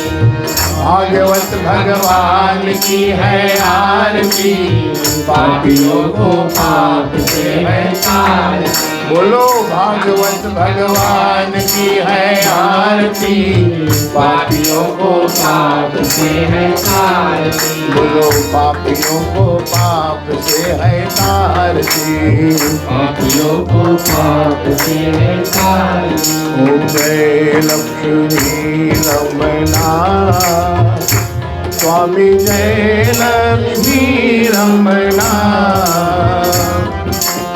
सत्यनारायण स्वामी, सत्यनारायण स्वामी, जन पातक हरना। ओम जय लक्ष्मी रमना। रत्न जड़ित सिंहासन, अद्भुत छवि राजे, स्वामी अद्भुत छवि राजे। नारद करत निरंतर, नारद करत निरंतर, घंटा ध्वनि बाजे। ओम जय लक्ष्मी रमना।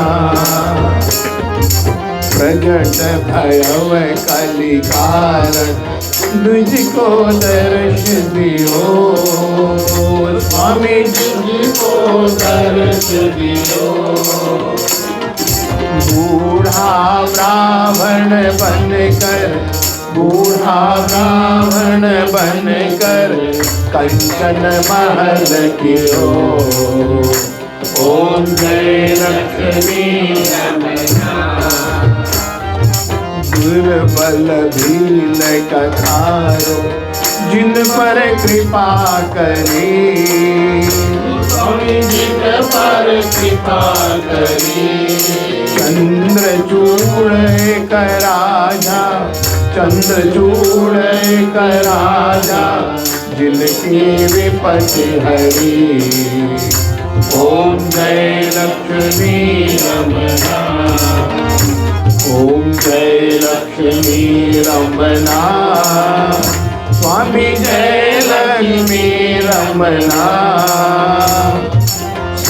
सत्यनारायण स्वामी, सत्यनारायण स्वामी, जन पातक हरना। ओम जय लक्ष्मी रमना। भाव भक्ति के कारण छिन छिन रूप धरो, स्वामी छिन छिन रूप धरो। श्रद्धा धारण कीनो, श्रद्धा धारण कीनो, उनकी कार सरो। ओम जय लक्ष्मी रमना। बाल बाल रंग राजा, मन में भक्ति करी, स्वामी मन में भक्ति करी। दीन दयाल राम, दीन दयाल दयाम, सब विधेन नति करी। ओम जय लक्ष्मी रमना।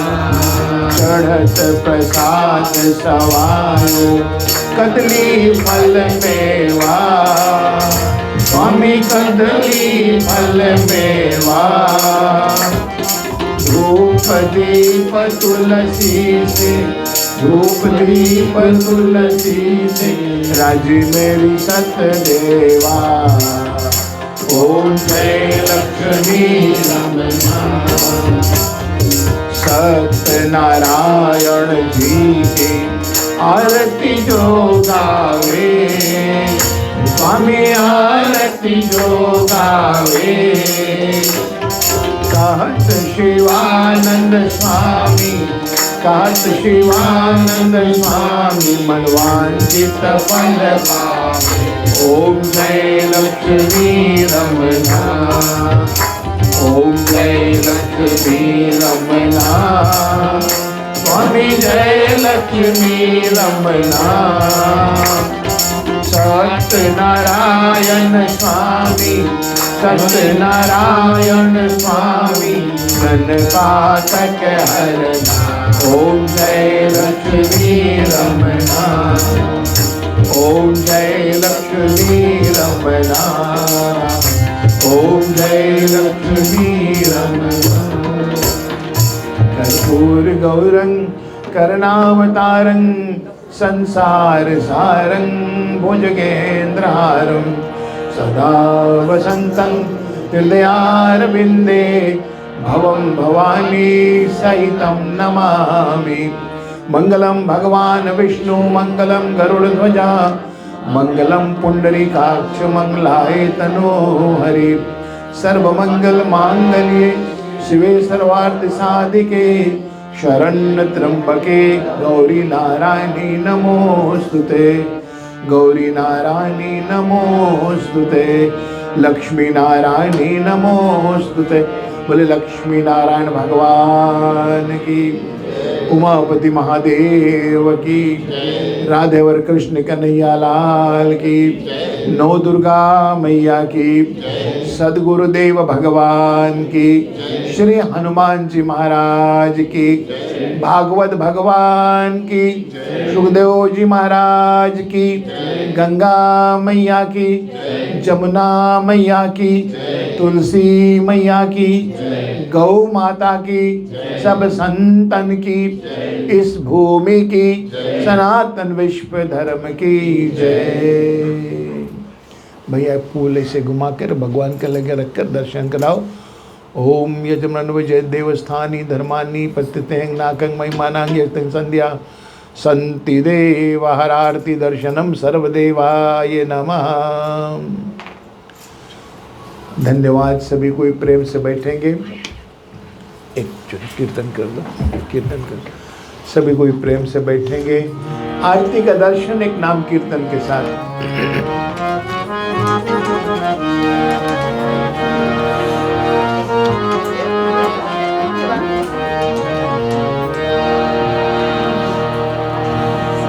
राधे गोपाल भज मन श्री राधे।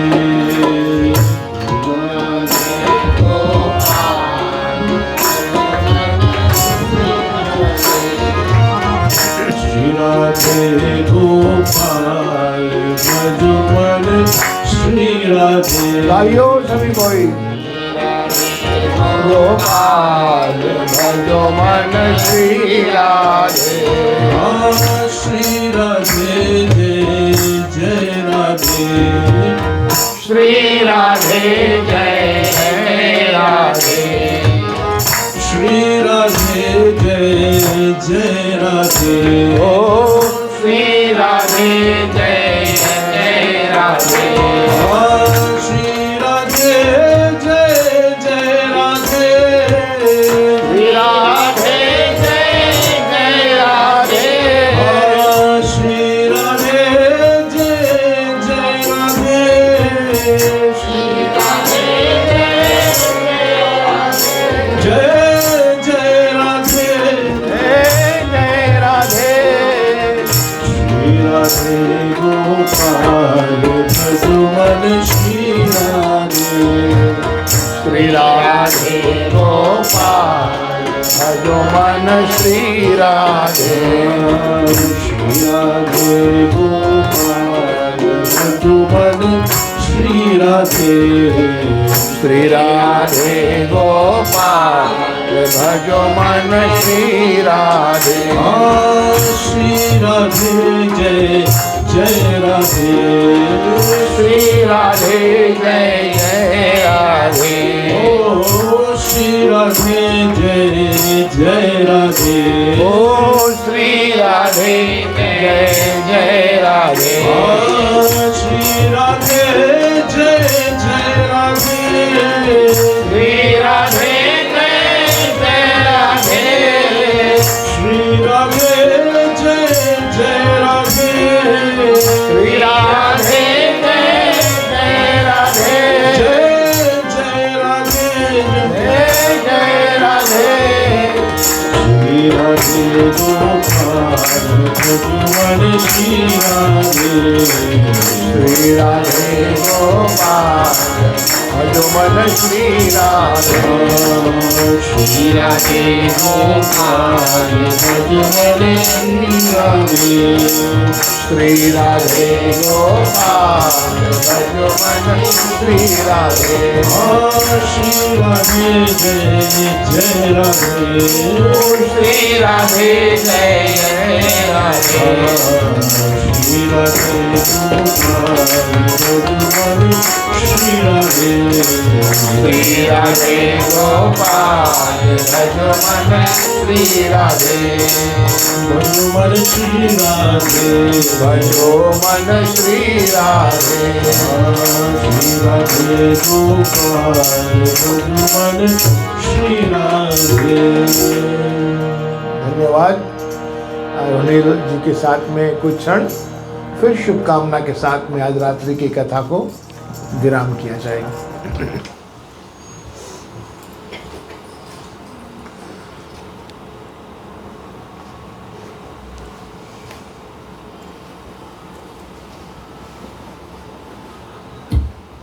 उपस्थित आदरणीय श्रोतागण, बहुत सुंदर रूप से आज का जो प्रथम दिवस का श्रीमद् भागवत महापुराण की जो कथा है वो संपूर्ण हुआ। आदरणीय गुरुजी समस्त परिवार सहित बड़े सुंदर रूप से कथा कार्यक्रम को किए। हमारा ये कर्तव्य बनता है सर्वप्रथम उनको कर्तव्य ध्वनि से धन्यवाद दें। बहुत बहुत मेहनत के साथ आज हम प्रथम दिवस में पहुंचे हैं और जो लोग यहाँ पर कुछ दिनों से आए हैं, दिन में काम कराए हैं, रात में काम कराए हैं, फिर रात में बैठी हैं, उन सबको हृदय से धन्यवाद देते हैं अपनी ओर से। और गृह परिवार श्रीमान श्रीमती राकेश कुमार जी, उनके माता जी, दोनों पुत्र और जो परिवार फीजी से आए हुए हैं, इन गृहस्थ परिवार की ओर से बड़े सुंदर रूप से हम और आप इस मुकाम तक पहुँचे कि ये जो भक्ति ज्ञान वैराग्य तप जैसे गुरुजी ने बताया, ये कथा का प्रारंभ पहला दिवस हुआ। पहला दिवस में आप सभी को स्वागत और अभिनंदन, आप सभी को धन्यवाद देते हैं। हमारे ऑनलाइन माध्यम फेसबुक के माध्यम से सुनने वाले सभी श्रोताओं को धन्यवाद देते हैं।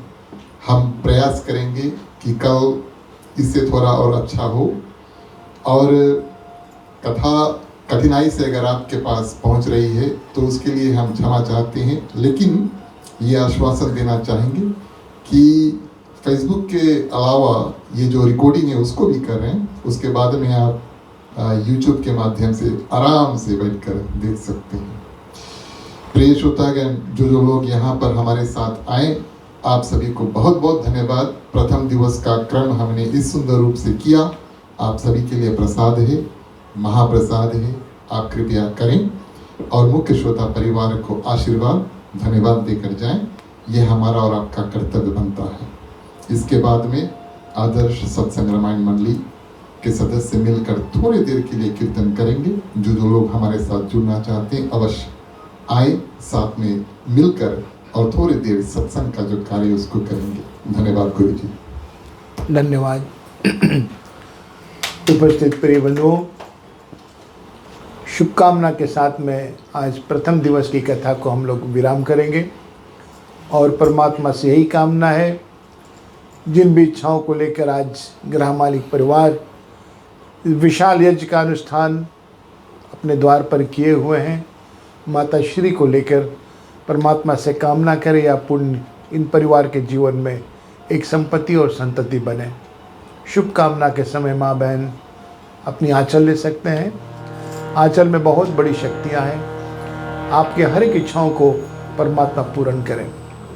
ओम स्वस्ति प्रजभ्यः परिपालयन्ता न्यायेन मार्गेण मही महिषा गोब्राह्मणभ्यो शुभमस्तु नित्यं लोका समस्ता सुखिनो भवन्तु सर्वे भवन्तु सुखिना सर्वे सन्तु निरामया सर्वे भद्राणि पश्यन्तु मा कश्चित् दुःखमाप्नुयात् अपुत्रा पुत्रिणां सन्तु पुत्रिणां सन्तु पौत्रिणां निर्धना सदना सन्तु जीवन्तु शारदं शतं बलं। हाथों को जोड़ लेंगे। ओम शांति शांति शांति सर्वारिष्ट सुशांतिर्भवतु। ओम नमः पार्वती पतये हर हर महादेव। 3 बार बोलेंगे। जय जय श्री राधे, जय जय श्री राधे, जय जय श्री राधे, जय जय